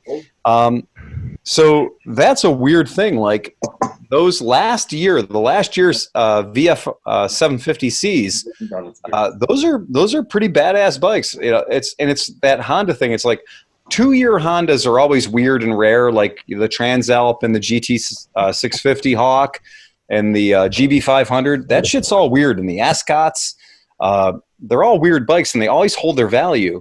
But there's that magic 1 year of the 750cc Super Magna that will always hold its value. It's the El Camino of weird 80s Hondas. Yeah. Who the fuck can afford one of those? Absolutely true. Yep. So, but you can't drive them anywhere near a school or a playground or anywhere like that. They are on a list. As they should be. We've got very few motorcycles that I think are. We always joke about Dynas in general. Like Dynas are that kind of thing where it's like, if you have a Dyna, it's probably because, as Cameron once said, what your uncle or your brother-in-law went to jail. Trying to remember, I think I described Softail, like just the vague idea of an old Softail as the brother-in-law bike is the brother-in-law owns. Brother-in-law bike is always the one that's like, I got this from my brother-in-law. I'm gonna ride it. I'm gonna sell it before he gets out of the joint in like 3 months. Yeah, Dynas are kind of funny because like the FXR before them, it was a bike everybody hated when they were out because it was a more international style Harley Davidson, which meant that it could kind of corner, in quotation marks, kind of corner.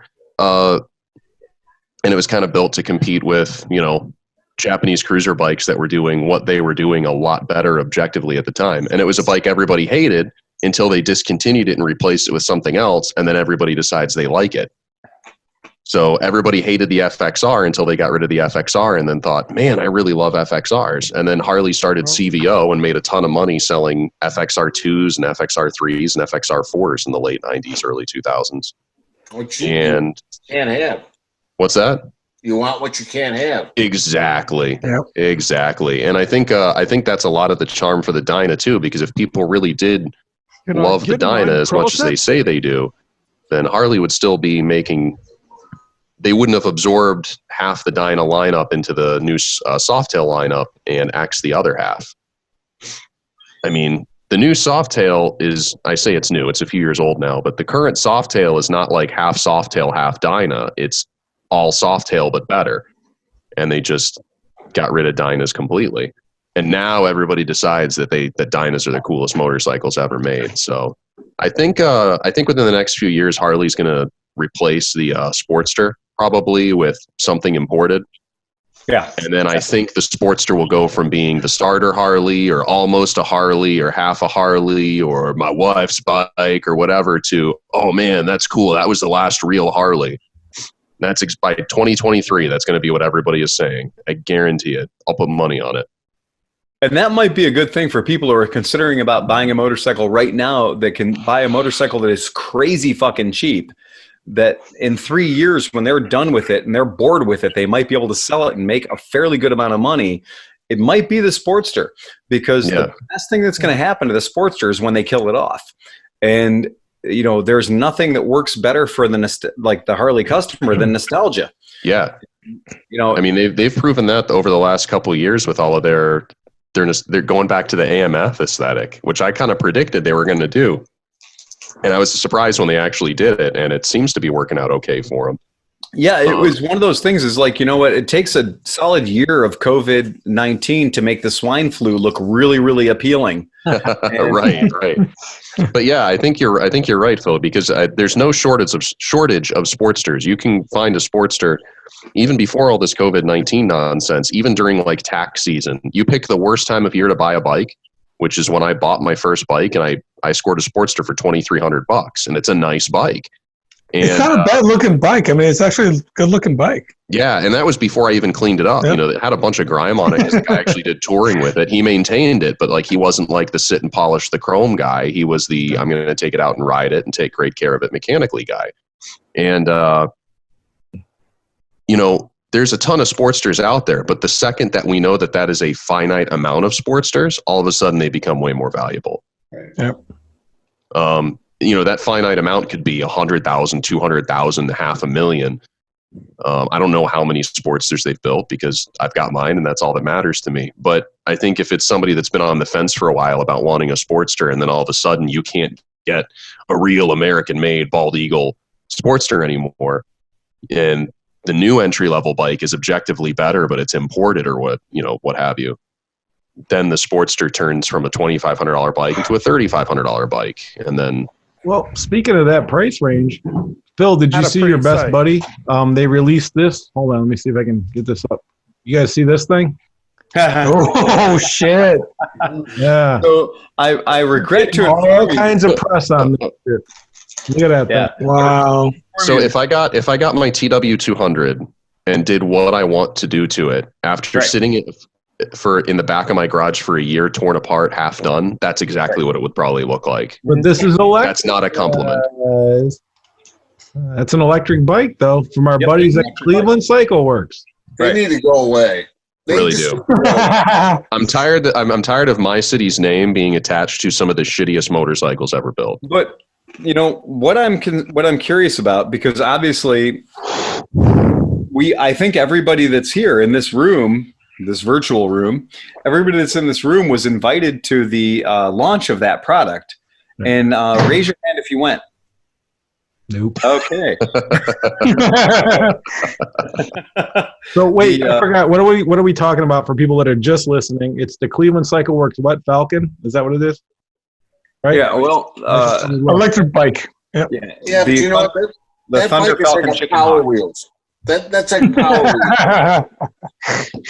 Wheels. I mean, even forgiving the fact that it's a rendering. Like even looking beyond that, what a production version would look like, it looks very toy-like. No, they have the production version over here. It's sitting here on the thing somewhere. But anyway, pull it up. All right, hold on. It's only $15,000, by the way. What?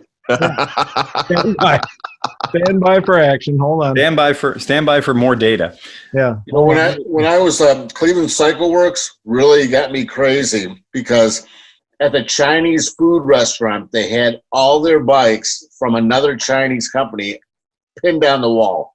And they were selling them out of the back of a Chinese food restaurant. All right. So if you guys want to take a second, do you guys want to give me a couple of seconds to let you know kind of what these numbers mean if you're not hip to them? Okay. So if you look there, what Sleepy's pulling up for you is what they're saying is it has a 160-mile range. So here's the rule. You see where it says the range is thanks to a 4.4 kilowatt dual battery pack consisting of two swappable 2.2 kilowatt backs. Now, here's what we're going to tell you.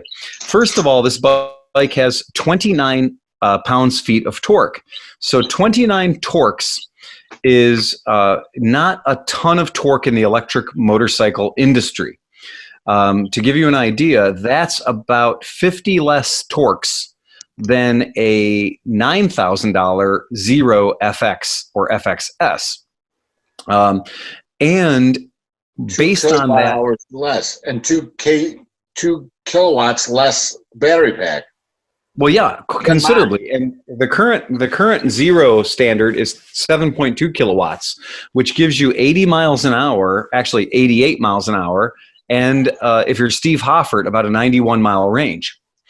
And that's all done for about 10 grand, 11 grand. So at $15,000, this thing's really coming in on the short side of good. The other thing that we really got to watch when you're talking about this thing is they say that it has they say that this bike is in the neighborhood of 29 foot-pounds of torque and 17 horsepower, but they say it has an 85 mile an hour top speed. And so an 85 mile an hour top speed would be consistent with a Zero FX or an FXS, but a Zero FX or an FXS is running at about 80 torques and about 65 horsepower. So for about $6,000 less, you can get about 50%, well, honestly, 75% more performance from a company that you know like Zero, that's going to give you a 5-year warranty on the battery and a 2-year warranty on the bike itself. So hitting the market at $15,000, I don't care what the name of your company is. That's too much money for too little performance. A 4.4 kilowatt hour battery pack is that's pretty small in the world of bikes. And what's a very cheap thing that the bike was missing completely to make it a viable commuter or even usable bike? Is no fenders at all. There's a lot of DOT things that don't appear on that imagery. If you look at what the Department of Transportation says a motorcycle has to have to be able to be sold, a lot of stuff that the motorcycle has to have to be able to be sold is not turn signals. Yep. That bike there. Well, it's got turn signals. It doesn't have a rear fender. Those turn signals. There's no turn signals there. Oh, there is. They're just not DOT. Yeah, right here. Exactly. One mirror. $15,000. I get one mirror. I get a one Dime City Cycles mirror. Yeah, that's a $16 eBay China finest mirror. But the point being, like, there's a whole lot of stuff on that motorcycle that is absolutely not DOT approved. The seats look really comfortable too, by the way. Well, the more important thing is that there's a lot of shit on there that's crooked and weird and kind of janky looking. Yeah, I was noticing like the stitching on the seat is like really. It does. Yeah, that's bad. I'm inclined to feel shitty. Look at the weld right here. They didn't even cover up the weld on the tubes or anything. Yeah, there's a lot of weird shit. But and the turn signals are not even. They're like kind of bobbly. Yeah, yeah. There's a lot of stuff on there. And then strangely enough, I was curious because it seems to have a front brake lever, and it appears to have a left brake lever like a scooter would. Yeah. So there's no foot control rear brake. Yep. So the foot control for the rear brake would normally be on the right side. They're clearly doing this scooter style with hand controls for the rear and front brakes. So as a whole, like the entire thing, I don't look. If you want to spend your money that way, that's great. But I think that for $10,000, you can get something that is not just proven, but is used by the United States military for 10 or 11 grand. You can get something that has not a 4.4 kilowatt battery, but a 7.2 kilowatt battery, and something that doesn't have 28 torques. It's got 80 torques, over 80 torques, and also a proven company. Like, people know Zero are going to back them up and at least be a good company. I've never heard, and I'm not trying to disparage the guy, but I've never heard somebody say like, "Wow, Cleveland Cycle Works has the best customer service I've ever seen." Right, that's fine, right? And so I think the customers are going to speak loudly on this one. And we started the podcast today with Steve Hoffert riding his Zero electric motorcycle on a beer run, and he was, riding around Cleveland on a silent motorcycle with a headset mic, and we were all bullshitting with him like he was the only one that was literally riding a bike while we were launching a podcast. So, and now we're looking at his fucking belly. That's a pretty sight. Sorry. I'm horrified and aroused. You know what? I wouldn't hit a dead dog in the ass with that stupid bike from Cleveland. Whatever. Cycle Works. Those guys suck. I'm sorry, but those guys just fucking suck. Well, the idea basically that I think that bothers us is that they're putting the word Cleveland, which is something that we feel strongly about, on a product that is less than high quality. And so I would be okay if it was a piece of shit built in Cleveland. That would be our piece of shit. Yep. Fair point. It's like try talking badly. Try talking badly about Beast Ice to somebody from Milwaukee. Right. They know it's shit beer, but you're not going to talk shit about their beer to them. Right. Any comments, Kromke? Right, but from the people that brought us COVID-19, here's your motorcycle. No, but they could own it like Malort. Malort knows they taste like shit, and they actually promote themselves as like, we are the whiskey or whatever that tastes like shit. So if you want to do whatever. So if at least he was like, hey, you could have a Zero, but you could also have this piece of shit. That'll really sell bikes. Hey, this is the Zero that performs like shit. That worked out really well for the. That worked out really well for the Cosworth Vega. One Vega for the price of two. For the record, I'm from the other side of the state. I'm from the home of Howleman's Brewing Company in Old Style. Oh, sorry, my bad. Still Wisconsin, I don't know what that says about me, that I'm more bothered by the fact that they label it a Cleveland bike, and it's a piece of shit, and it's not made in Cleveland. If it was made in Cleveland and a piece of shit, I'd be totally fine with the name. I agree. They should change your name to like Oscar Pzooe, like Cycle Works. Xenia, Ohio Cycle Works. We made Gummo. Venture Lagoon Cycle Works. If you just take the logo and take the L off and put an R there where the L is, I think we could all have a good time laughing about it. It's like Janus bikes. All you have to do is take the J off, and it's the greatest motorcycle ever made. I liked the Janus that I rode. It was I liked everything about it but the engine. Well, which is 90% of the bike. Exactly. Yeah. But all the stuff they did, they got right, and then they just had that Life N 250cc in there, and it was just not very impressive. Yeah. Yeah. But the bike itself was, the build quality of the bike was nice. The geometry was actually pretty good. It was actually decent to ride. It wasn't just a pretty face. But I just... Nice. Did the one that you rode, did the one that you rode have telescopic forks, or did it have the... I'm a cat butt. Fast taste, Nick. I'm sorry. Nick. I'm sorry, Nick. I can't see you. Your pussy's in the way. I know. Got him. How's old Dog Lips doing? Tiger Lips. He's doing good. Can you show everybody his dog lips? You know how dogs have like the black gummy lips? Nick has to make some noise so it highlights his square. Nick. But you can see his cat Nimoy has like a dog's lips. You can't see his lips. Oh shit! The cat. The dog's got black lips, man. That dog's got black lips. Kind of saw it for a second there. But no, it wasn't actually. It was the one with their funky. I know what you're talking about. It was the one with their funky fork setup. It was a cool bike to ride. I mean, I didn't beat on it or nothing, but just riding it around. What happened to Chris Smith? Nothing. I'm here. No. I think he's watching. He's not talking. He's watching the game show channel. He admitted to that when we first started. He was like making game show comments or something. I don't know what he. Nick, did you ride a Janus at Mid Ohio one year? Who? I did. Did you get to who was that? No, I just went around covering up all the J's to make them say anus motorcycles. That was my big thrill. That's all I did.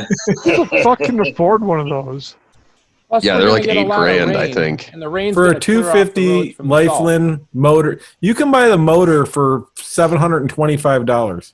Yeah. What? Yeah, the Lifeline 250 is like $725, $800, dude. If they built those bikes out of like used Yamaha TW200 drivetrains, that would be a better value to me. Right. So like you could build your own chopper for like $4,000 for what they're doing. Yeah.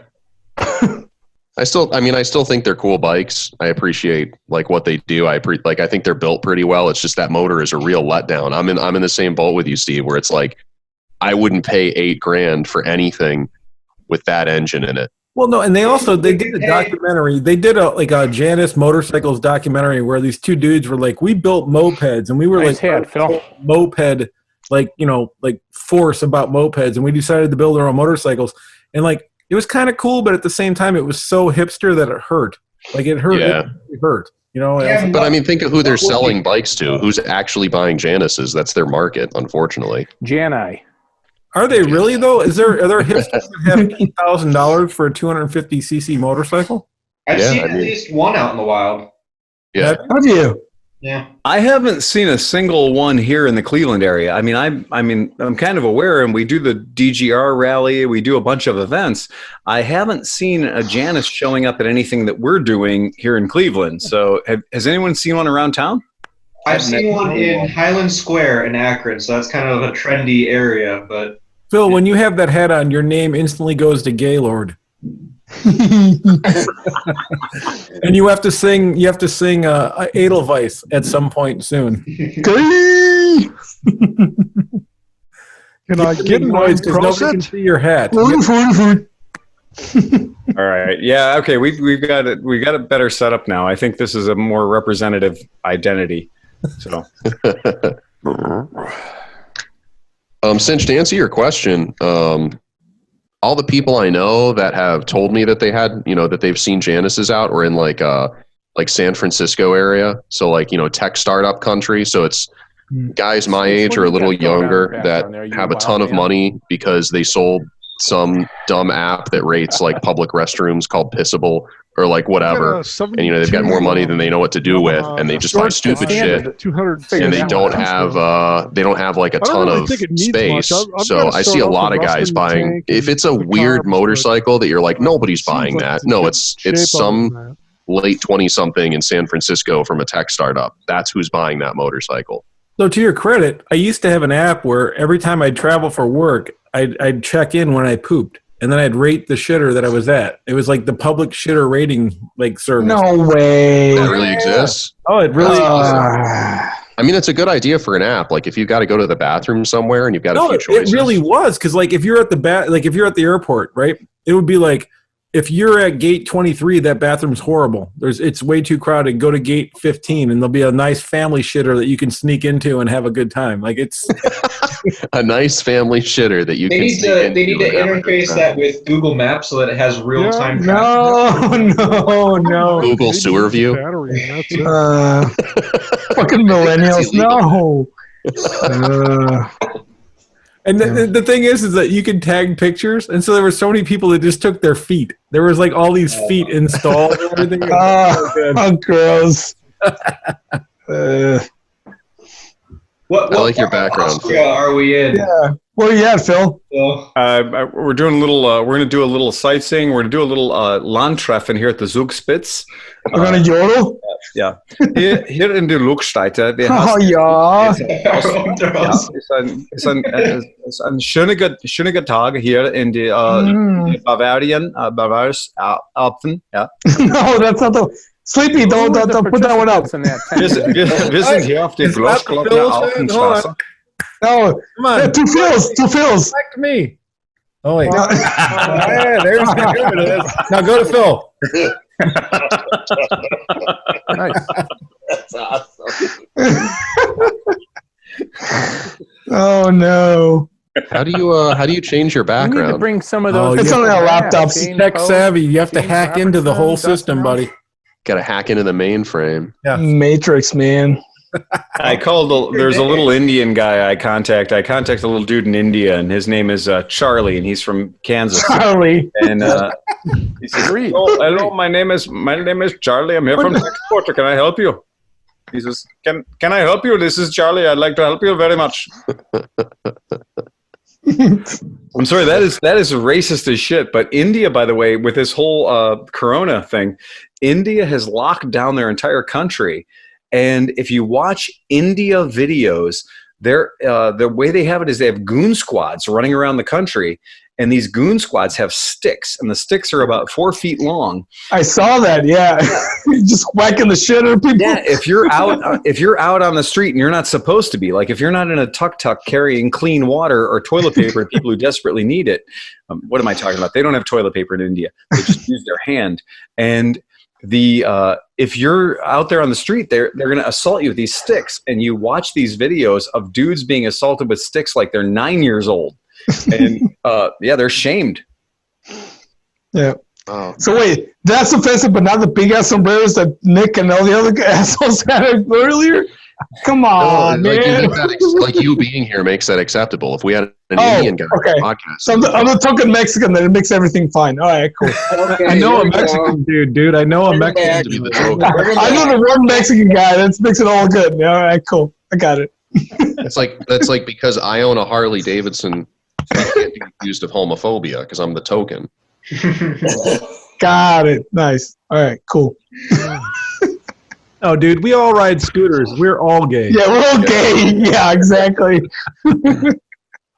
Hey, your junk's in directly proportionate to the size of your scooter, right? Right. Indirectly proportionate to the size of your engine. So Yeah, and I'm fucked because I have a moped, so I'm totally fucked.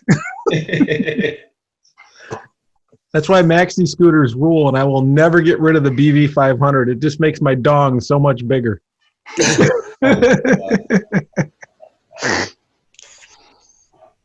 Oh boy. Yeah, I gotta say that as far as I'm concerned, like the toughest thing about this has been that all of our friends in other markets have had really good weather to go ride around on, and here in Cleveland we have not had the greatest weather to go play around, and that's been kind of a bummer. Is that everyone else is riding around and having a good time, but for us it's been sort of minimal. Like our ability to go have a great time has been offset by kind of the overall shitty weather. And, that kind of sucks. I wish we had better weather that we could be out, enjoying the fact that we have the right kind of vehicle to dick around on. Sunday, cloudy and 62. Oh, really? Okay, maybe we'll get some action out of that. Yeah. Plus, we're going to get a lot of rain. Never ride. The rain's going to clear off the roads from the salt. Well, there's not that much salt though. I mean, yesterday I took on my moped and just run around. It was like almost 70 yesterday. It was fucking perfect. Yeah, it was beautiful. Yeah, it was really nice. I don't think, as far as I'm concerned, I've been working, so I've stayed consistent. Oh no, not Sonky. What the fuck, dude? Come on. Is that a zebra with like the traditional? It's a Sonky. It's a Sonky. There we go. Now I feel like we're at least we're in the right spirit of things. Yes, you are. I feel like we've got things now properly set up correctly that we can give respect to the very first Not joking around. This one time in Mexico, I was riding around and Oscar led me into the traffic of Tijuana, I believe. And when we were in Tijuana, we came upon a little K truck, a little 660cc like K truck, like a Mazda Porter Cab or something. And in the back of it was a fucking Siberian tiger, like a real full-size fucking Siberian white tiger, tripped out of his mind on fucking, weird fentanyl and shit. And Oscar's like pulling up and he's like poking at it and shit on his Vespa. Yeah. That was real. That happened. Yeah, it did. So they were promoting a circus, and that was back in the day when actually we could have animals in circuses. We don't have those anymore in Mexico either. So, but yeah, that was fucked up. That was pretty proper fucked up. That is one of those things that I've told other people that I've gone to Mexico with, that like, you have not been to Mexico until you've seen a zonkey, and that's right there. Yep, that's a zonkey. It's basically a jackass that's painted with white stripes. Yep. Excellent. Yep. And actually, that's the mascot of my hometown, Tijuana. That's the basketball team's mascot, the zonkey. Cinch, what do you got going on in the background there, you wild man? That's just my back room. They're all waiting for me. That's just here. I got some work to do. I remember when that artist was going around doing all these photo shoots in different cities in America, and they were getting as many nude people as they could to come out and just lay down. Yep. Yeah, I can't remember that artist's name. I don't know, but I don't see any balls. So I think it's all dudes, dude. There's balls right there. If you look just to your right shoulder, that dude is smuggling. What are you talking about? Yeah, right there. Yep. And if you look to your, they call that the goat. Steve, if you look to your left shoulder, there is also that has got to be testicles, because there's no labia that big in the world. Okay, we'll just go ahead and do that. There we go. All there we go. Yeah, trippy, man. Oh my God. That's it. All right. Well, I don't know. Do we think we should postpone this madness any further, or is that enough? Yep. Today, if anybody's not paying attention, we did launch one of our episodes from the vault today. So if you go to the Cleveland Moto Podcast Facebook page, you'll see that we did release an episode from this pretty much this weekend, but time machine 9 years back. And we got to sit around the garage, and we were talking about the ways to resurrect your motorcycle correctly, wake it up, which is a topic that some other motorcycle podcasts are covering right now in real time. We were here 10 years ago giving you that information. So we threw that one up as a bonus episode for the folks that may not get this one until That's what I'm watching. A couple of days later. So there you have it. Who were the participants in that 10 years ago? That was James Robertson. Yep. It was Shane Post. It was John Meckelfresh. It was Dustin Elliott. Yep. Your humble narrator, Phil Waters. Yeah. Nice. And so that was that was one from the vaults in 2011 of this very same weekend. Nice.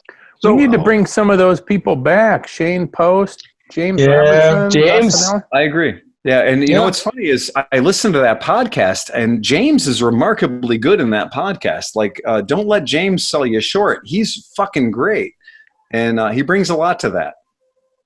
Agreed. Is there anything that we can offer? So all these people, everybody in the world is kind of quarantined right now, but social distancing can be accomplished on a motorcycle.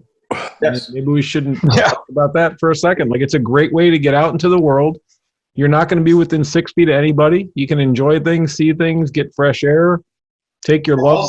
Also just being out in your garage working on motorcycles. Oh yeah. I've gotten more done in the last. I had a friend that really put things kind of into perspective for me, and not to be insensitive to anybody who's like out of work or struggling financially right now, but if you are doing okay, or if you're at least keeping your head above water, he said that now you're kind of being forced to live the life you've built for yourself. Always a safety guy, Phil. So all those parts you've got sitting on the shelf that you've been waiting for time to install, You know, if you've wanted to, man, I really wish I could scrub my wheels down and get all the grime off them, or I wish I could clean the garage out and sweep it up like we saw Just you doing do that it. night, Nick. Just go out and do it. You've got time now.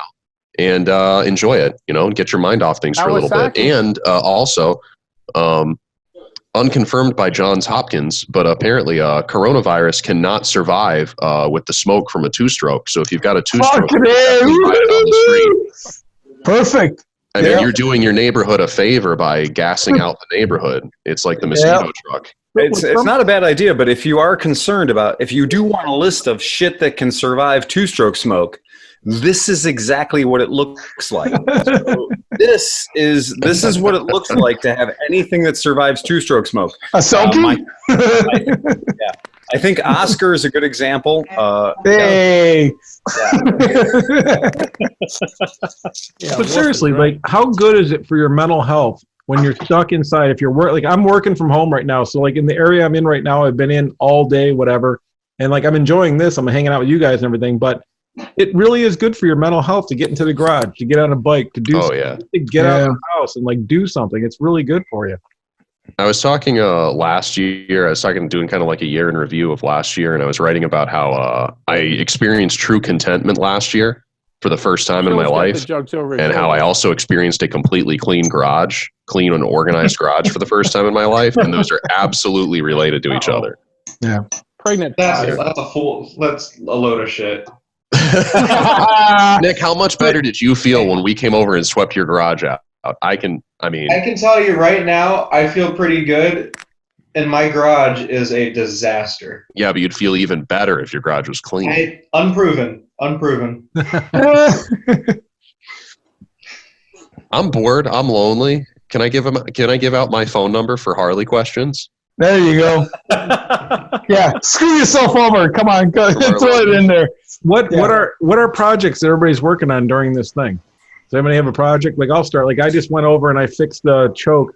I took my Grim to my buddy's house. We did the carburetor jetting, and as I was loading it onto the trailer, I missed the handlebar because I might have had a few beers, and I soon catch the carrier. What do you call it? The ratchet strap to the choke lever instead of the handlebar. No way. The entire choke lever off. So my project the last couple of days was to replace the choke lever on the Grim. Anybody else who's working on something? Okay. I've got the Corvette all torn apart right now. I really want to dig into the Sportster, but I kind of. How many bolts and screws were on the back end of that Corvette? Oh, are you talking about the rear bumper situation? I'm not pulling the bumper off. Okay. I pulled the bumper off. The way that they keep that shape consistent, and the way they keep almost zero panel gap between the actual main body shell and the rear bumper is like a bolt every 3.5 inches. A 7 millimeter head bolt. So what you have to do is you've got to take your license plate off, reach in on either side and pull your license plate lights out, pull the inside tail lights, and then reach through that hole, pull the outside tail lights, pull the fender liners, and then go through and undo every one of these bolts. And there's like a couple dozen bolts holding the rear bumper of a C4 Corvette on. And when you have your hand inside the taillight panel, like and your buddy takes a picture of you, it looks like you're inseminating a cow. And if your buddies have Photoshop, you look like one of those like factory farming guys. But yeah, I really want to dig into the Sportster because I've got a dual disc front fork for it now. I've got almost everything I need to actually finally build that bike into exactly what I want. I've got it kind of partially torn apart. So, excellent. Nick, what are you? Aren't you working on the Vespa, Nick? I was working a little bit on the Vespa, but today it was kind of warm, so I was out in the garage. I got the Honda, the Super Hawk up and running again. Nice. I got the Bandit up and running. I had to replace the choke cable, and I actually synced the carburetors, which was a pain in the ass, but it had to be done. And I've also been doing the front brakes on the Fiat 124 Spider. So did you have to take the front of the car off again to do the front brakes on the different Fiat. So I was like, to do the new Fiat, So in order to work on the new Fiat, you had to take the entire front of the Fiat off. Yeah. So to work on the old Fiat, is it the same protocol? No, only because the entire front won't come off. Oh man! If it could, I would. But no, actually, my daily driver Fiat has been stranded down in North Canton at my parents' house for the past 2 weeks because I've got elderly grandparents living there. Oh, I had to go and work on it. It's down there, half taken apart. What are you driving now? yeah. My dad's car. I'm borrowing my dad's car. It sucks because I only have like 3 or 4 hours left before the Fiat is probably able to go back on the road, but I can't touch it and for who knows how long. Phil, can you explain your background, please? Yeah, that's that. Yeah. That would be from the 1973 Penton. We know from Penton from Amherst, Ohio. You guys are familiar with the Penton brand of motorcycles? Yeah. Yes. No. Did a really good. If you look on the gentleman's jersey right there, right above. That's what I'm watching. Yeah. So if you look at his jersey right there. The jersey says PENTON. Right. So that's a Penton rider, and this is what happens in the 70s when you would race motocross and you'd pull into the pits. You'd have your pit crew would just be like people that would help you out, and things were a little different in the 70s. Because rules weren't the same regarding how gasoline and stuff in the pits. So when you pull into the pits, you could see that the guys here on the Penton team they had some local talent over there. So if you take a look at the back and you see that there's a little bit of local talent in the general Penton area. That, in the Penton area. Yeah, and in the 70s, the idea of riding motorcycles was still deemed to be fun, right? And it wasn't overly regulated, and the people in the pits didn't have to have fire suits on and stuff like that. In fact, it was more of a natural experience. I thought at the time it was because they didn't come out with flame retardant clothing yet, so they just went without. Well, and the point, I guess the idea would be that if anybody in the pits, if their clothing was on fire, it would be easier to deal with the situation if you didn't have to deal with the clothing that was on fire, right? I mean, yeah.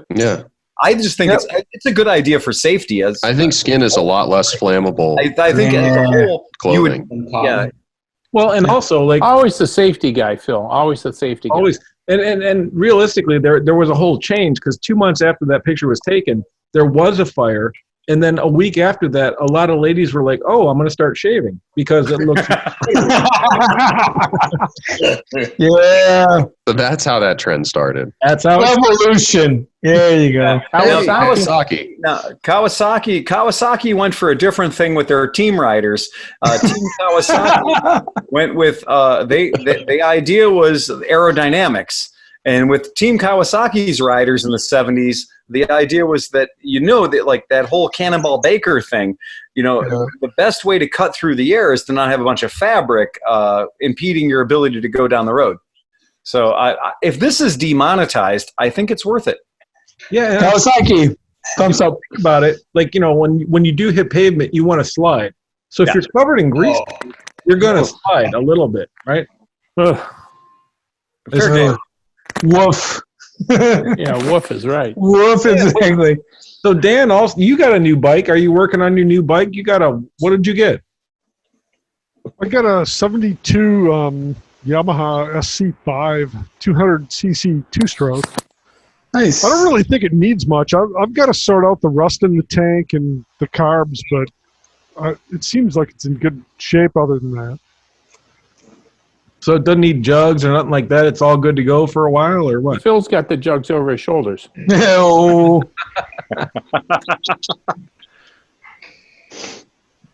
No? Uh-oh.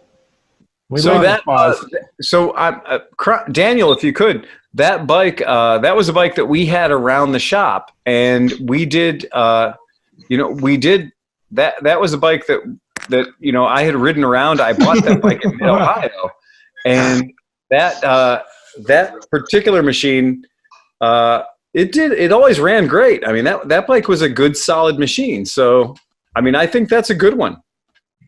Yeah, I'm happy with it. I mean, other than that, it maybe needs a battery, and that's it. Well, I mean, that's the right way to buy an old two-stroke. Yeah. So if that's it, if anybody else got anything else?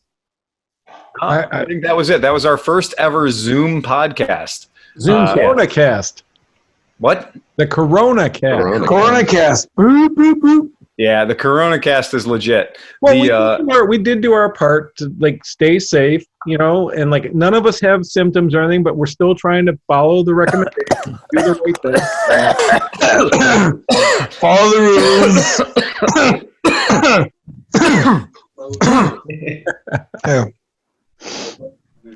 I think on that, guys, we're gonna go ahead and ride fast and take chances.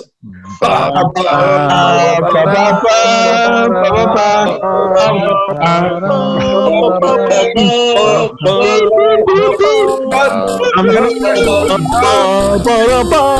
get the button, damn it.